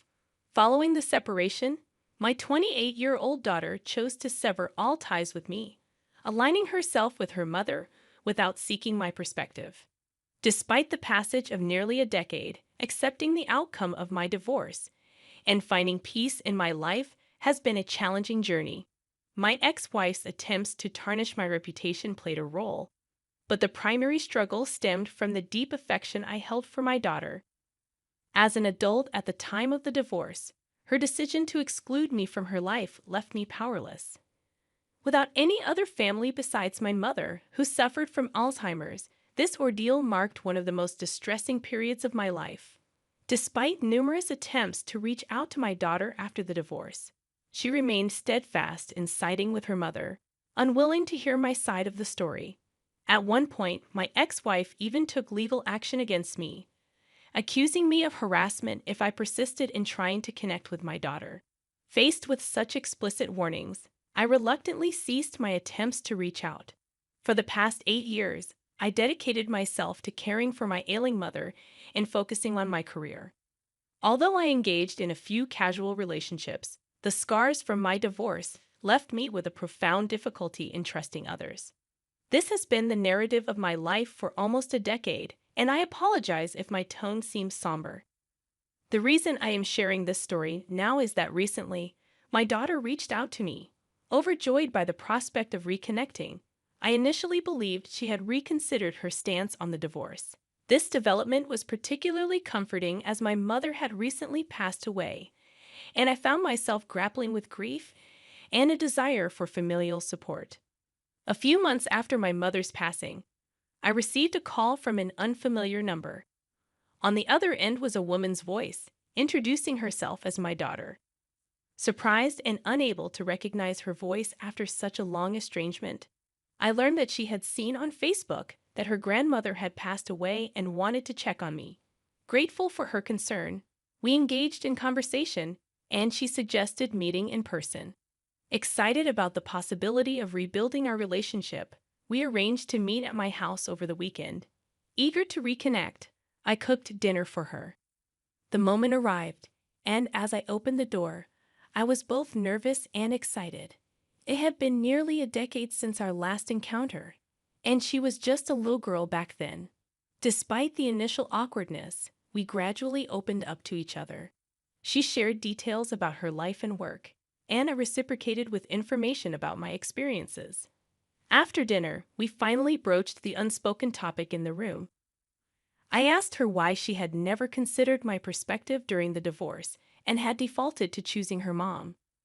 I acknowledged that her mother had been a more present figure as a stay-at-home mom, contrasting with my demanding construction job.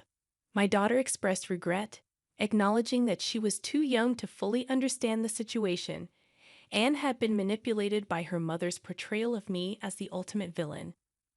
Since she never heard my side of the story, she never questioned her decision. We continued our conversation, delving into various topics, until she eventually disclosed the true reason for her sudden reconnection.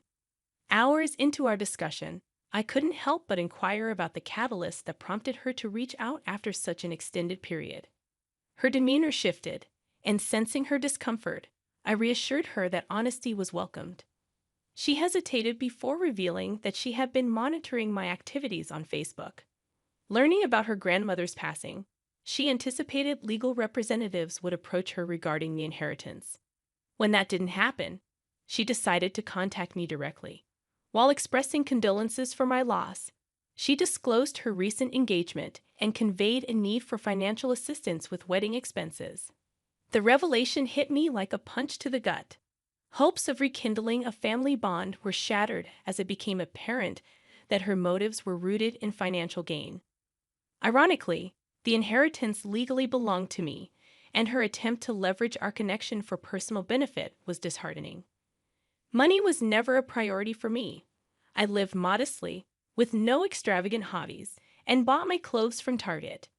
Even if the inheritance were rightfully hers, I would have gladly contributed to her wedding expenses had she approached me sincerely.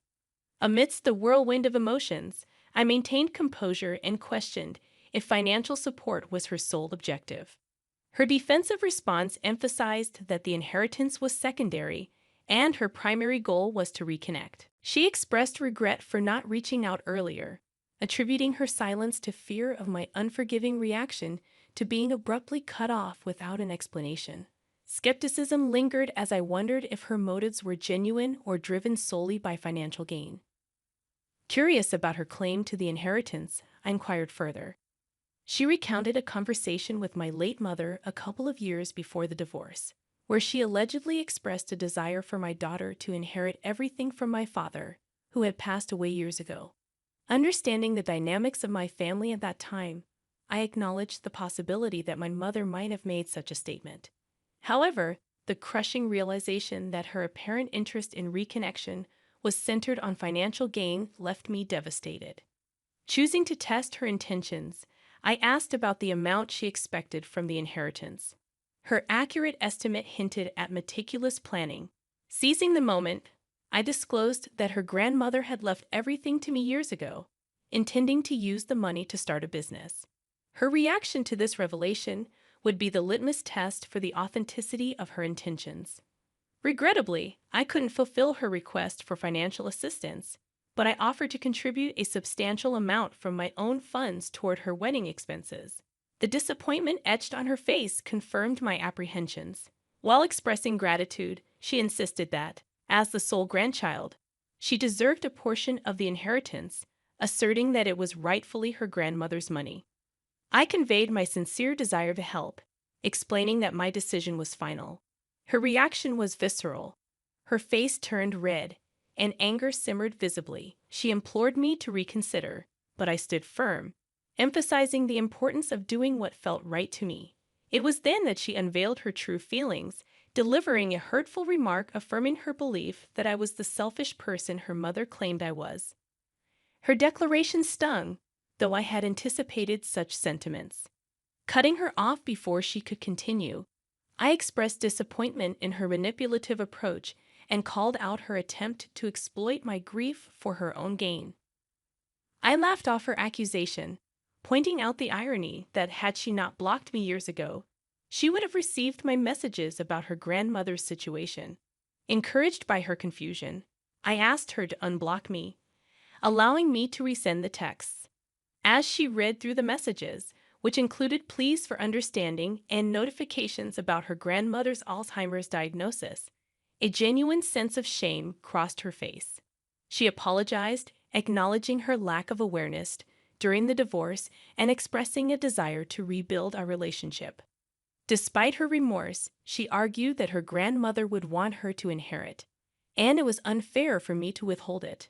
I countered, asserting that if our relationship hinged on monetary considerations, perhaps it was best not to have one at all. Although she professed a genuine desire for reconciliation, I couldn't bring myself to believe it at that moment. I informed her that while I would entertain the idea of rebuilding our relationship, the inheritance was off the table. In response, she looked at me with pure resentment and left my house without any attempt on my part to intervene. In the aftermath, I sought the perspectives of my friends.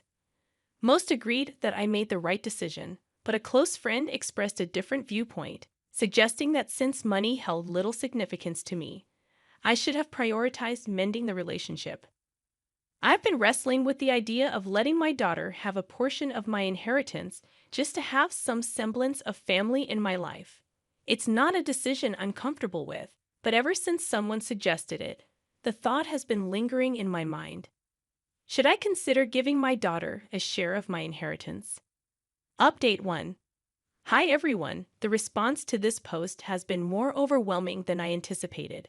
Thank you all for your advice and insights. It's given me the perspective I needed. To address the most common question about what happened during the divorce, I haven't talked about it for years, but I suppose it's time. My wife and I were married for 23 years. You'd think that after such a long time, there wouldn't be betrayal, but unfortunately, that wasn't the case. Without delving into the painful details, I discovered she was cheating on me with multiple men for years. The revelation devastated me, leading to heavy drinking and a period of destructive behavior. Our confrontations during the separation were tumultuous, and her influence, especially as a local celebrity due to her journalism career, played a significant role in alienating my daughter. After nearly a year of living in this chaotic state, we faced each other and got divorced. My ex-wife's attempts to tarnish my reputation were almost successful, and it took considerable time for me to overcome the drinking and rebuild my life. As I've mentioned, my daughter's complete abandonment compounded the difficulty. Admittedly, I was not a present parent during this tumultuous period. The revelation of my ex-wife's affairs threw me off balance, and I distanced myself from my daughter. Despite attempts at reconciliation after getting my life back on track, she refused to listen, blocking me everywhere. Regarding my mother's inheritance, technically belonging to my father, it stemmed from my grandparents' property investments. When my father passed away at 21, everything went to my mother, and she retained ownership during my marriage and for some years post-divorce. My daughter was aware of her grandmother's property holdings, but I never touched that money, as income from my construction business sufficed for a comfortable life. As for my daughter, she hasn't reached out since that night, and honestly, I don't expect her to. It seems apparent that her involvement was centered around the inheritance, and now that it's off the table, our relationship might not continue. While I'm not entirely unaffected, I've learned not to expect too much from people, regardless of their connections. Thank you all for your support. I feel it's time for me to move forward and explore new possibilities, including re-entering the dating scene to find companionship instead of lingering on the ghosts from my past. Update 2. This week has been quite eventful. Coming back from work, contemplating an outing with friends, the doorbell unexpectedly rang, revealing my ex-wife. A sight that shook me to the core. She had undergone changes in appearance, making recognition take a moment. Despite the awkwardness, I invited her in when she expressed the need to talk. Small talk ensued, leading to her revelation that our daughter had informed her about the inheritance. This expectation didn't surprise me. She acknowledged the difficulty of the divorce on me and urged me not to punish our daughter. Paralleling my daughter's sentiments, she emphasized her youth during the divorce and the inevitability of her siding with her mother. Halting her, I clarified that any lingering hurt wasn't directed at our daughter, but rather at the realization that her sudden reconnection was motivated by the prospect of financial gain. Rebuffing any attempts at defense, I asserted my final decision and requested her departure. In the aftermath, I sat in disbelief, never expecting such an encounter. I later went out with friends to distract myself. Update 3. This afternoon, I received a call from my daughter, initially reluctant to pick up. However, curiosity prevailed. She expressed apologies, acknowledging she should have handled things differently. Surprisingly, she invited me to her wedding, emphasizing a desire for a renewed relationship.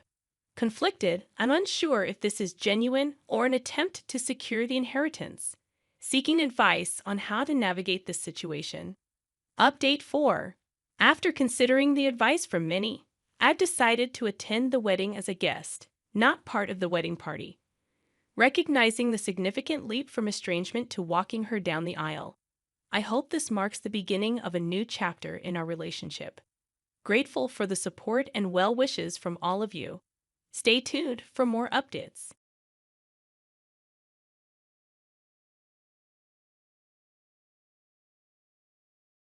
At 26 years old, I've been married to my 29-year-old husband for almost 3 years. Throughout this time, it's been apparent that my in-laws, including my husband's two 23-year-old twin sisters and his 21-year-old brother, haven't warmed up to me. Even my mother-in-law seems distant. I've always tried to bridge this gap, despite not understanding why they seem to harbor negative feelings toward me. Recently, I took it upon myself to plan my mother-in-law's 50th birthday party. Despite my husband's warning that his family might not appreciate my efforts, I was determined to mend the relationship. I'm someone who values connections, and the idea that these people didn't like me for no clear reason troubled me deeply. I meticulously organized the celebration at my mother-in-law's favorite restaurant, where she and her late husband frequented. I handled all the arrangements, from the food to the decorations, ensuring everything aligned with her preferences. Despite trying to involve my husband's siblings, they showed no interest and left the entire planning on my shoulders, even refusing to contribute financially. When the day arrived, my husband and I visited his mother to extend the invitation. To my surprise, his siblings were already there, appearing startled by our presence. After some small talk, I disclosed the plans for her celebration. When my husband acknowledged that it was my effort, not his, she suddenly became cold, souring the atmosphere. Confused, I detailed how I had meticulously arranged the event, hoping she would appreciate my gesture.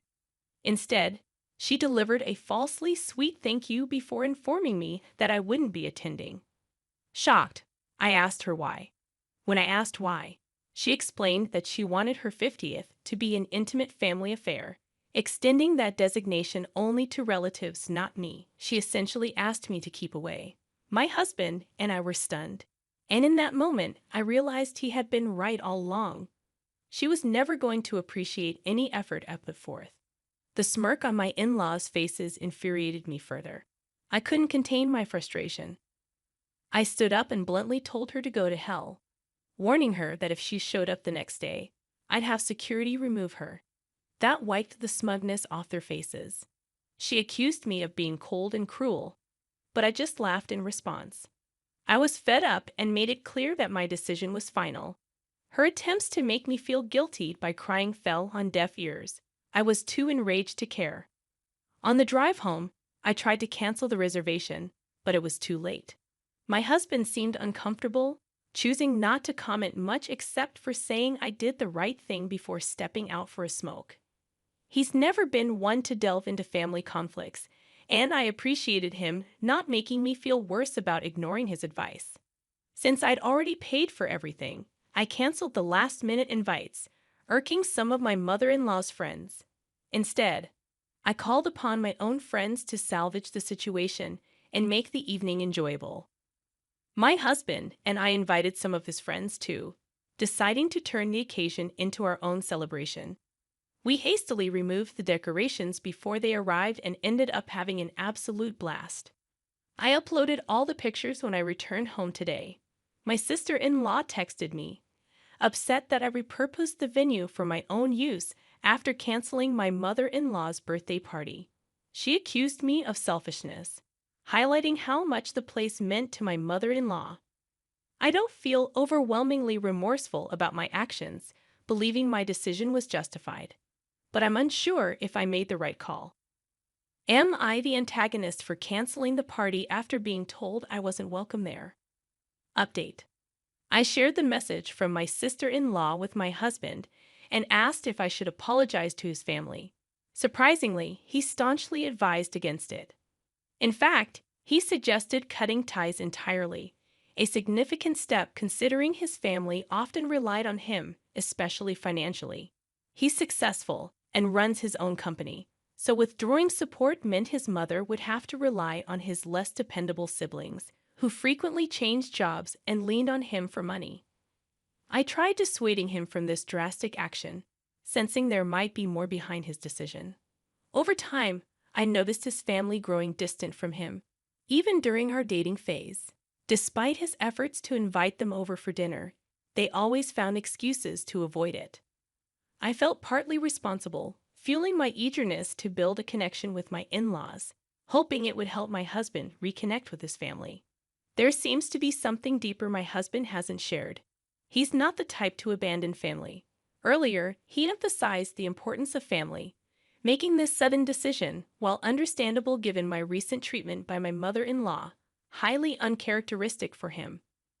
I'm determined to understand the situation fully. I don't want him to be unhappy or resentful toward me in the future.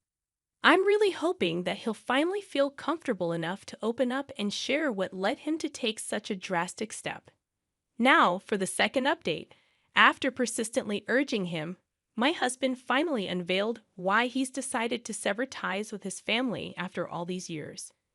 When he was 21, his father passed away, leaving his mother, who had never worked, and his siblings, who were all in school, dependent on him. With the inheritance his father left, it wasn't enough to sustain them, so he took on the responsibility of becoming the family's breadwinner. He toiled tirelessly day and night until around 23 when he secured investors for his startup. His success propelled him from just scraping by to thriving financially. However, his family began to grow lazy and materialistic, heavily relying on his newfound success.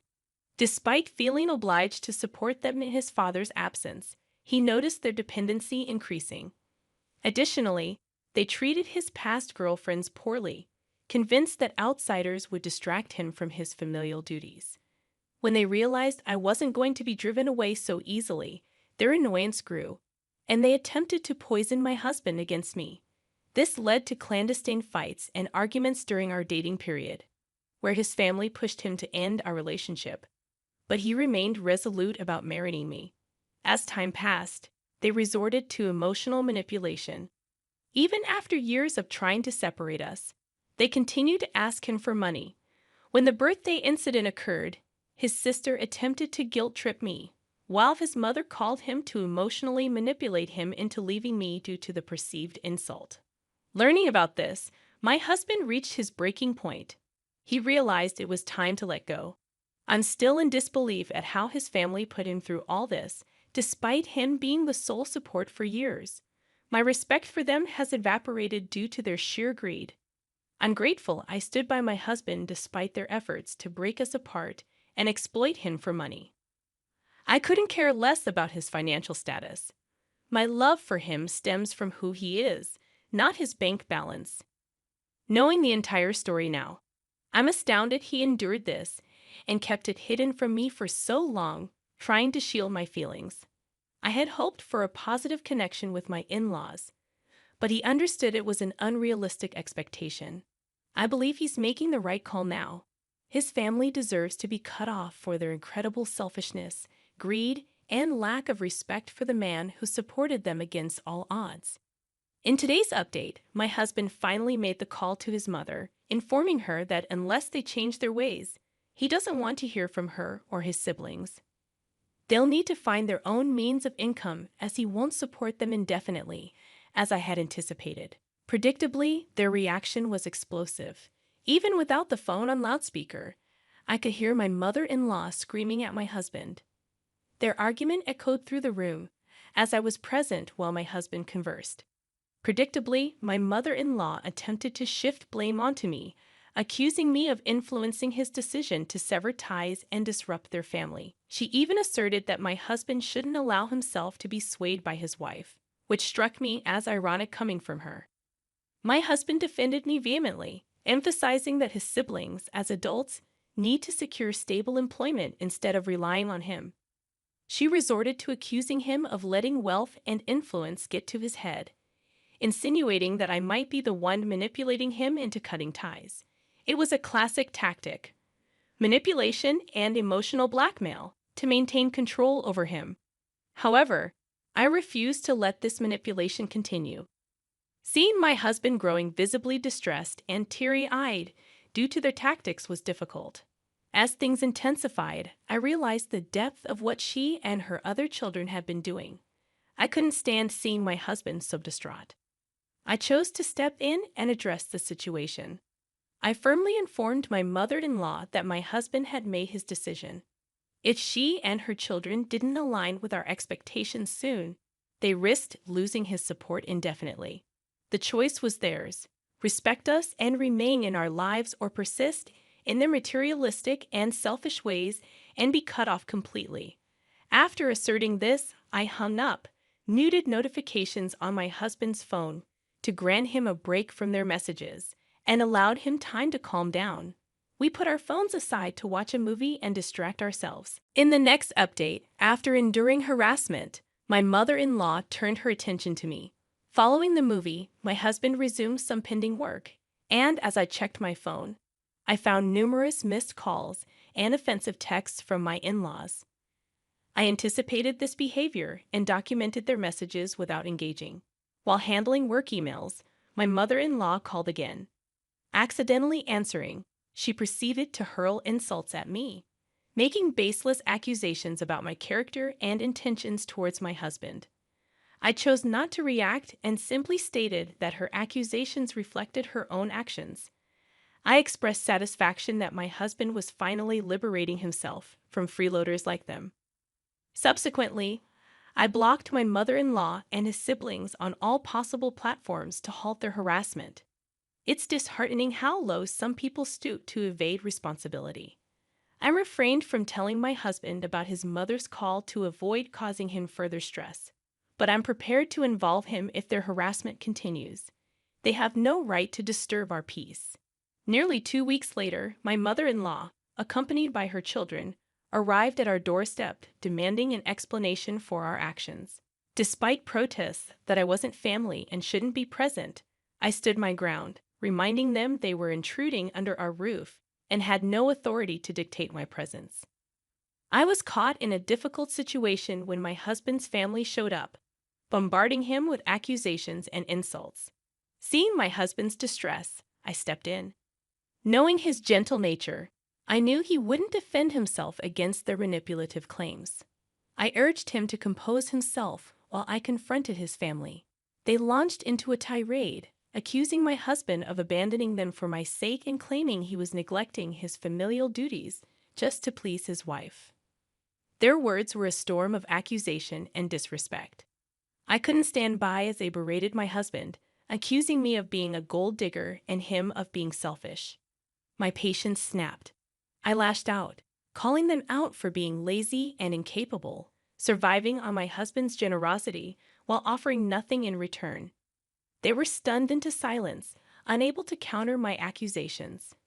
Taking advantage of their momentary shock, I demanded they leave before I involved the authorities for trespassing. They departed, but my mother-in-law persisted, emotionally manipulating my husband by implying his deceased father would be disappointed in his actions. Witnessing his emotional breakdown after they left, I spent hours consoling him, feeling regret for ever attempting to mend our relationship with them. After their departure, I ensured they had no way to contact us and suggested we seek legal advice, knowing they might continue their harassment. Sadly, my prediction was accurate. Within days, my mother-in-law sent a legal notice, falsely claiming my husband had embezzled funds from the family estate to start his business. This false allegation tarnished his reputation and affected his company. However, we fought back.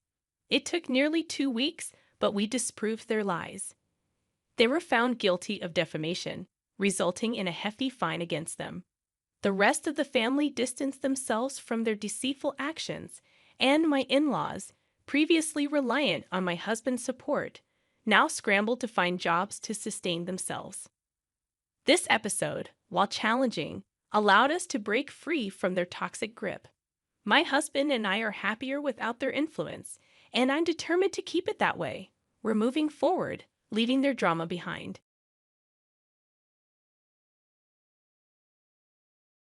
Hello, I'm Dee, a 60-year-old woman.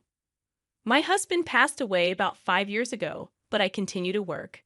I'm a mother of 5, and 4 of my children live in different states across the country, each with their own families. I feel incredibly blessed to have such a large and loving family. Jack, one of my kids, still resides in our hometown. He met his wife, Riley, at the local community college, and they got married soon after. I liked Riley, but I believed that my opinion didn't matter as long as Jack was happy. They pursued further education in their respective fields and eventually secured good jobs. When they decided to start a family, I was thrilled to have another grandchild, Jason. However, Riley was peculiar about my interactions with Jason, specifying when and how long I could visit. While this was understandable during the first year, it remained odd even when Jason turned 6. I respected their family dynamics, but over the years, limited interaction prevented me from forming a strong bond with Jason. Despite the distance, I made an effort to connect through our shared love for books.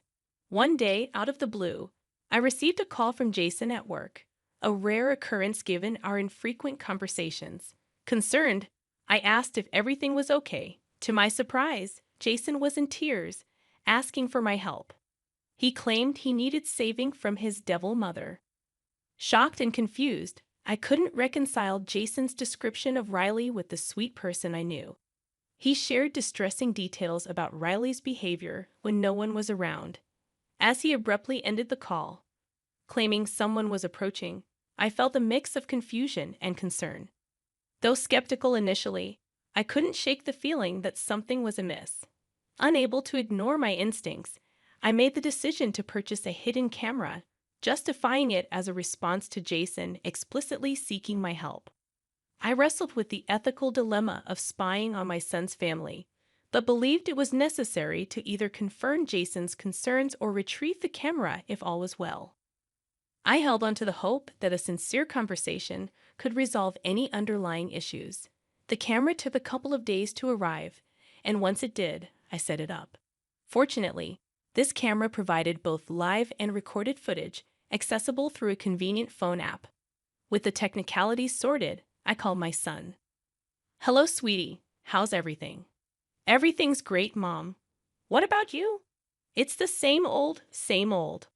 Although I was wondering about something and thought I'd ask you about it." "Yeah, of course. Is everything okay?" Yes. I was just thinking that we haven't met in a long time, and I was wondering if I could swing by your place one day." "Of course, Mom. How about this Sunday?" "That works, but shouldn't you maybe check with Riley if that's okay?" Lord knows I hated it when your dad made plans without asking me about it. I know. Riley would be really happy to have you over. Don't worry, Mom. All right then. I'll be there around 5 o'clock. That works. See you soon. Take care. Even though my visit had hidden motives, I was genuinely excited to spend time with my son, considering I rarely saw the rest of my family outside the holiday season. I tried not to intrude, respecting their busy lives. The weekend arrived swiftly, and I got ready early. Wanting to bring something, I picked up a nice bottle of wine and a couple of books for Jason, who loved to read. Arriving at my son's house, I was warmly greeted by all three of them. Jason's relief was evident, making me concerned again. Since he hadn't contacted me after the initial call, I was unsure of what he would say. We spent the next couple of hours talking, having dinner, and enjoying wine. Eventually, Jason excused himself to his room, so I decided to talk to him. Riley subtly tried to stop me, but I insisted. Jack intervened, allowing me to go talk to Jason. Shutting the door behind me, I handed him the books, and we discussed them for a while. I refrained from bringing up what he had mentioned, wanting him to initiate it. As we moved on to other topics, he grabbed a notebook and began writing. Showing it to me, it read, "Mom's listening, can't talk about anything." Unsure if he was serious or paranoid, I went along with it. During our conversation, he discreetly agreed to the hidden camera plan. I found a suitable spot to keep the camera, providing a good view of the room. After starting the recording and confirming the camera worked, I spent a little more time with Jason. When I mentioned it was getting late and that I should leave, I intentionally left my scarf behind as an excuse to return whenever necessary. I vaguely heard hurried footsteps moving away from the door, but I didn't dwell on it at the time. I hugged Jason goodbye, bid farewell to Jack and Riley downstairs, and headed home, exhausted but with a plan in motion. Back at home, I checked the camera and stayed up for an hour to read, keeping an eye on the footage.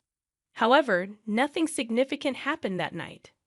I repeated the process the next morning, observing the footage after Jason returned from school. Again, nothing alarming occurred, and doubts about Jason's claims crept in. I decided to give it one more day, planning to confront the situation if the footage revealed nothing. That night, as I monitored the footage while reading, I discovered the disturbing truth. Riley entered Jason's room with a stick, Jack trailing behind her. I immediately unmuted the video and heard Riley questioning Jason about his entire day, demanding extreme detail. When Jason stuttered, she harshly accused him of lying, making him put his palms out for swift raps against his knuckles. I witnessed the increasing frequency of her strikes as Jason sobbed, and Jack stood by watching. Disgusted and disappointed, I couldn't comprehend why Jack allowed his son to endure such unnecessary punishment.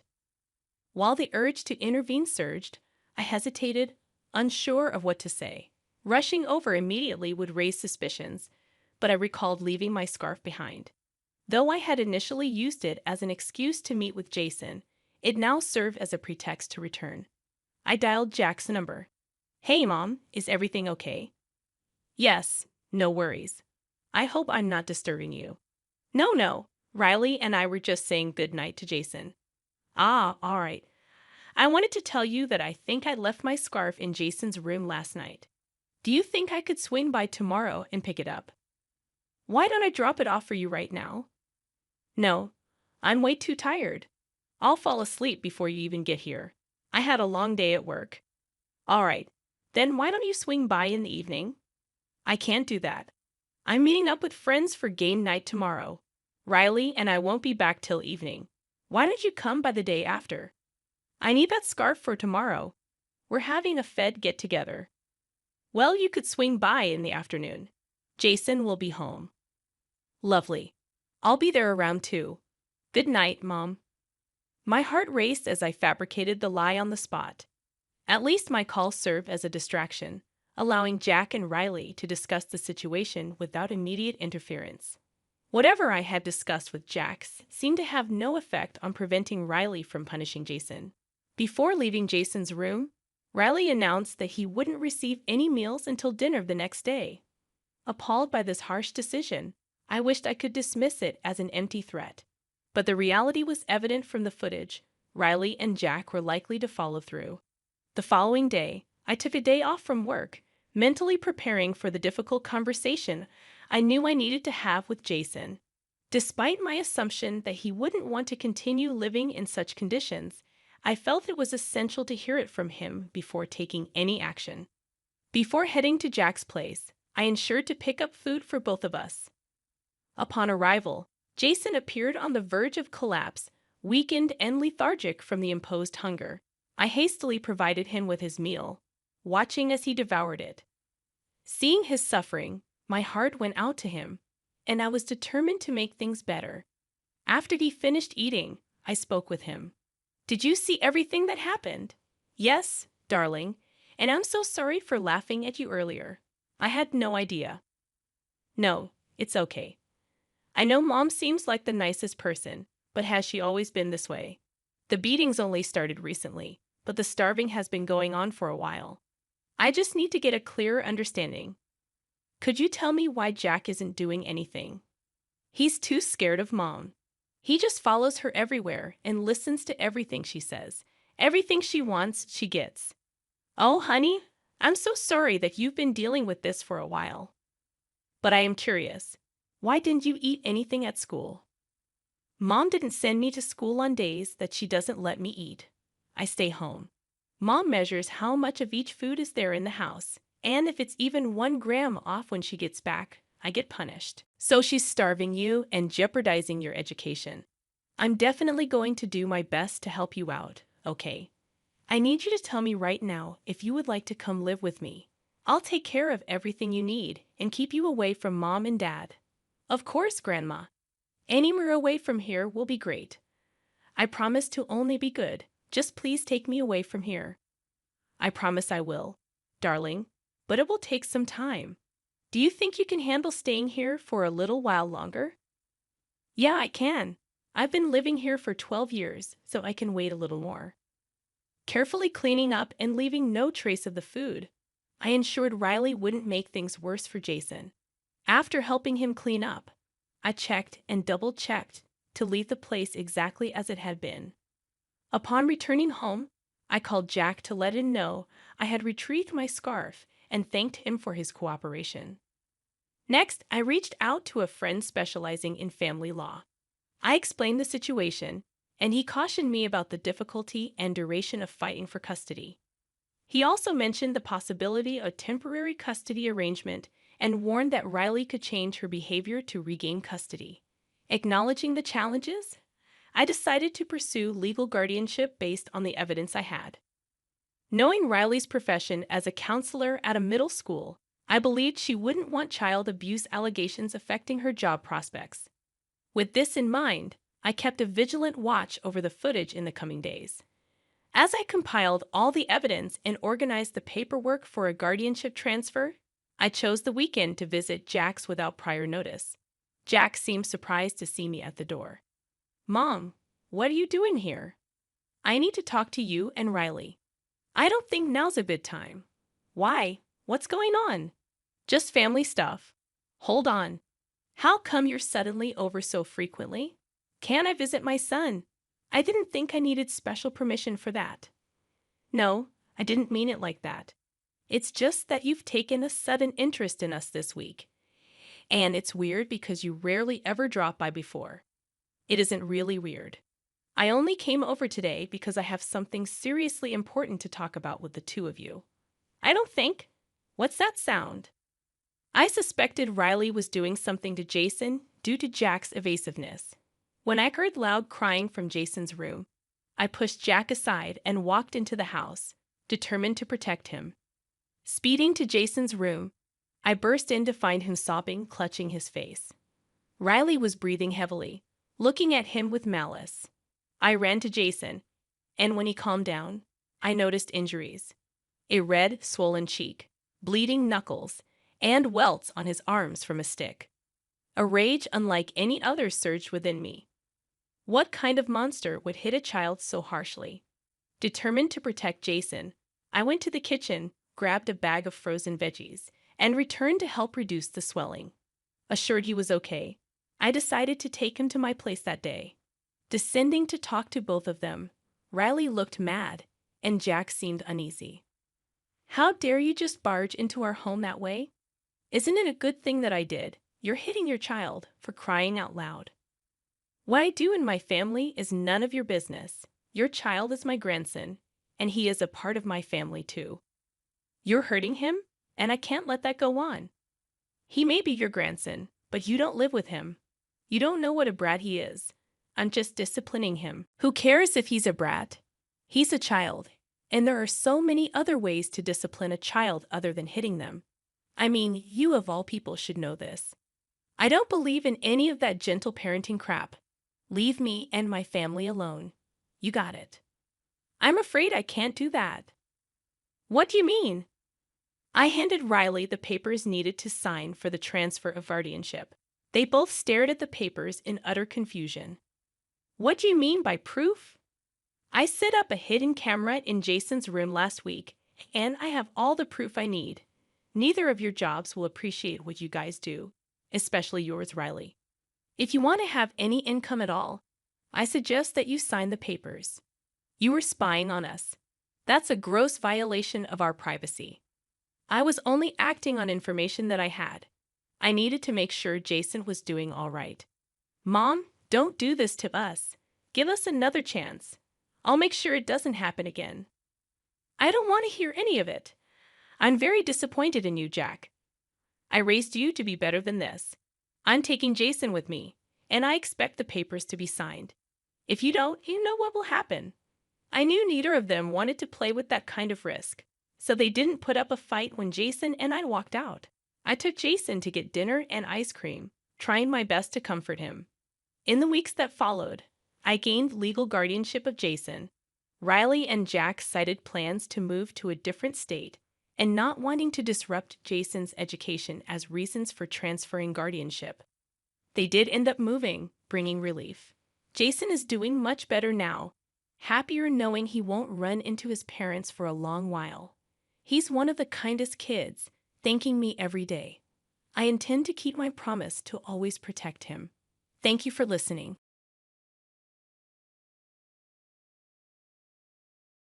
This year marks my 65th birthday, and I go by the name Aurora Morgan. Currently, I reside with my retired husband, a kind and caring man with whom I've shared a long and supportive companionship. Together, we are blessed with 2 children, Henry and Caleb, both happily married. However, our home has begun showing signs of age, prompting us to contemplate renovation.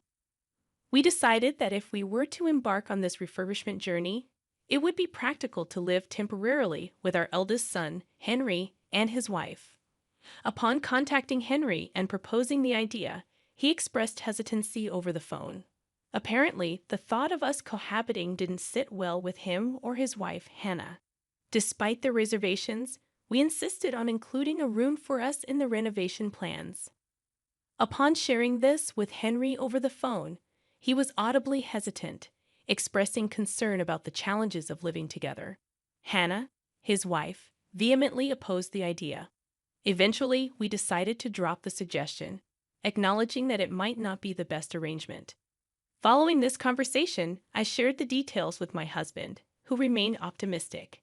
Despite our eldest son's reservations, he suggested renovating our home to make it more suitable for our elderly years, creating a barrier-free environment where we could live comfortably, just the 2 of us. Several months later, our home was transformed according to our specifications. It became a barrier-free residence, ensuring our comfort and convenience in our later years. Eventually, we invited both our sons and their wives for a gathering. Skylar, our younger son's considerate wife, arrived first, expressing her appreciation for our cooking and offering her assistance in the kitchen. However, when Henry and Hannah arrived, their attitudes were less than pleasant. They made themselves at home on the sofa, demanding tea as if they were the hosts. Despite their disrespectful behavior, we tried to maintain a peaceful atmosphere. During the meal, Henry, appearing irritated, broached the subject we had gathered to discuss. As he spoke, he dropped a bombshell, a recent lung cancer diagnosis. While Caleb and Skylar were visibly shocked, Henry and Hannah's expressions remained unchanged. As the gravity of the situation sank in, Caleb inquired about the current status of the cancer diagnosis, his voice trembling with concern. The response was delivered calmly, leaving us all to contemplate the challenges that lay ahead in the coming weeks. I faced the harsh reality of being admitted to the hospital, knowing that cancer had already spread throughout my body. The doctors, with somber expressions, delivered the devastating news. I had only 6 months left to live. As Skylar tried to hold back tears, I bit my lower lip. Henry, seemingly detached, remarked about my aging, as if it were happening to someone else. Hannah nonchalantly responded, "Well, you can't beat age, can you? My uncle died suddenly from stomach cancer." Their callous statements infuriated me, and I couldn't help but raise my voice, urging them to stop. Skylar and Caleb attempted to calm the situation, assuring that they would take care of Mom in my absence. As the eldest son and his wife appeared preoccupied with their phones, seemingly indifferent to the gravity of the situation, my spouse, with a calm demeanor, requested our children to look after Aurora in the coming months. Caleb and Skylar reassured us, but the eldest son and his wife barely acknowledged the request. The meeting concluded after lunch, and I walked outside to bid farewell to Caleb and Skylar, as Henry and Hannah had hurriedly departed. Despite the difficult circumstances, Caleb encouraged me to keep going, assuring their continued support. However, there was an unspoken tension between us and the eldest son's family. The following week, I opted for palliative care over surgery and chemotherapy, leading to my admission to the hospice. Caleb and Skylar diligently accompanied me every day, providing transportation and nursing care. Unfortunately, the eldest son and his wife never visited, even as my health deteriorated over 5 months. Fearing for my life, I implored my eldest son and his wife to attend, but their dissatisfaction was apparent. During their brief visit, Henry showed no compassion, avoiding any interaction with me. In less than 10 minutes, they hastily left, citing work commitments. After they departed, I noticed Hannah had forgotten her jacket. As I tried to return it, I overheard their callous conversation in the corridor. Hannah questioned the fate of the inheritance, while Henry grinned at the prospect of financial gain from the house refurbishment. Their focus was on the potential windfall rather than the imminent loss. Unable to bear the heartlessness of their conversation, I returned to the patient room. 2 weeks later, my husband passed away suddenly, leaving behind a family marked by indifference and greed. I wept beside my husband for an extended period, finding solace in Caleb and his wife, Skylar, who were there to console me. With their support, I managed to assume the role of the primary mourner and successfully led the funeral proceedings. After the funeral, when only close relatives remained, Henry couldn't contain himself any longer and spoke up about our father's inheritance. He seemed impatient, asking about his thoughts on the matter immediately. Caleb promptly reprimanded him, but Henry, dismissing the notion of the younger son having a say, insisted on discussing the inheritance right away. Exhausted, I exhaled a sigh and suggested we address the inheritance matter the following week. The eldest son and his wife sneered at the idea but quickly left for the day. The next week, both couples gathered at our house to discuss the inheritance. I made an announcement, stating that our father's inheritance amounted to $20,000. Henry seemed taken aback, and despite my calm explanation, he questioned the figure. I handed him a large envelope containing all the necessary documentation and asked him to review it. The expressions on Henry and Hannah's faces changed dramatically after scanning the documents. As they realized that the inheritance was indeed $20,000, Henry voiced his dissatisfaction, suggesting it was too little. Caleb interjected, proposing they should also obtain the house. I calmly explained that the lack of funds was likely due to the renovations our father diligently undertook to make the house suitable for our old age. I asserted my intention to keep the house and care for it as long as I lived. emphasizing that it was unjust for Henry to try to benefit on his own. Henry looked intense, as if ready to confront me, but Caleb intervened, holding him back. Caleb reminded Henry of our father's concern for me until the end. Despite my offer to divide the inheritance fairly, the eldest son and his wife persisted, suggesting that if they didn't want it, they should hand over their portion to them. Skylar and Caleb, however, expressed their intention to give up their inheritance, asking me to appreciate their contribution. The eldest son and his wife interrupted again, insisting that I should hand over their portion. I firmly rejected the idea, explaining that it was not going to happen. They showed no concern for my fixed income and difficulties, expressing their eagerness to accept the money. In response, Caleb reprimanded them, calling them scumbags and urging them to respect their elderly parents. Despite Caleb's admonitions, the eldest son and his wife remained unapologetic, implying that the elderly should keep to themselves and attend only weddings and funerals. It was a bitter moment, leaving a sour taste in the air. I lowered my head and clenched my fists, absorbing the hurtful remarks.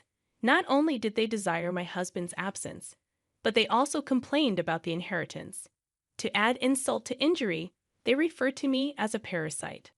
I couldn't fathom where I had gone wrong in raising them. Tears welled up, but I composed myself and addressed Henry and the others calmly. "I've heard what you're saying.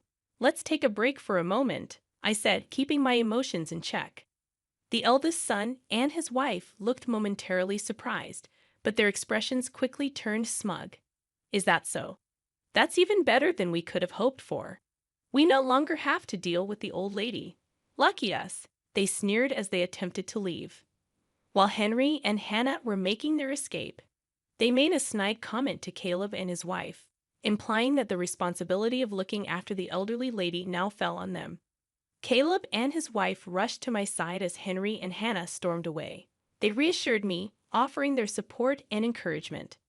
As the months passed, I found myself at home, relaxing, when unexpectedly, Henry and Hannah visited, accompanied by Caleb. Confused, I wondered why they were back after we seemingly cut ties. They demanded to be let in, shouting at the door.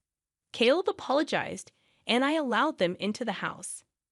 In the living room, the eldest son and his wife started yelling, questioning why I had handed over the house without considering them. I calmly explained that Caleb expressed his desire to keep the house, preserving his father's memories.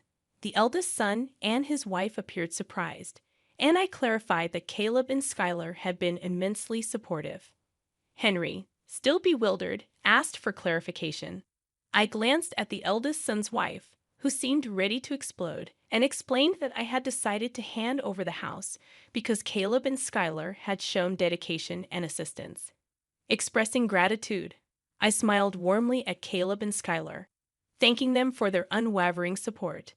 The eldest son and his wife, dissatisfied, argued that I had promised to take over the residence on my own. I addressed them calmly, offering an explanation for my decision while maintaining my composure. "I considered giving it to you if you could respect both your father's and my wishes. Additionally, I've started receiving rental revenue." To the surprised eldest son, I sighed and explained gently, "Remember last year when my father, your grandfather, passed away?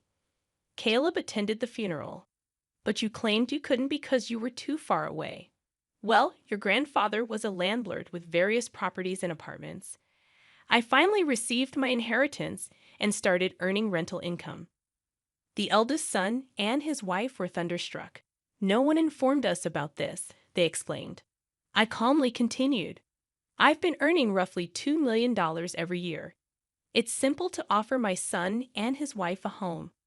The eldest son and his wife abruptly stood up, insisting that if it's about this, they should care as well.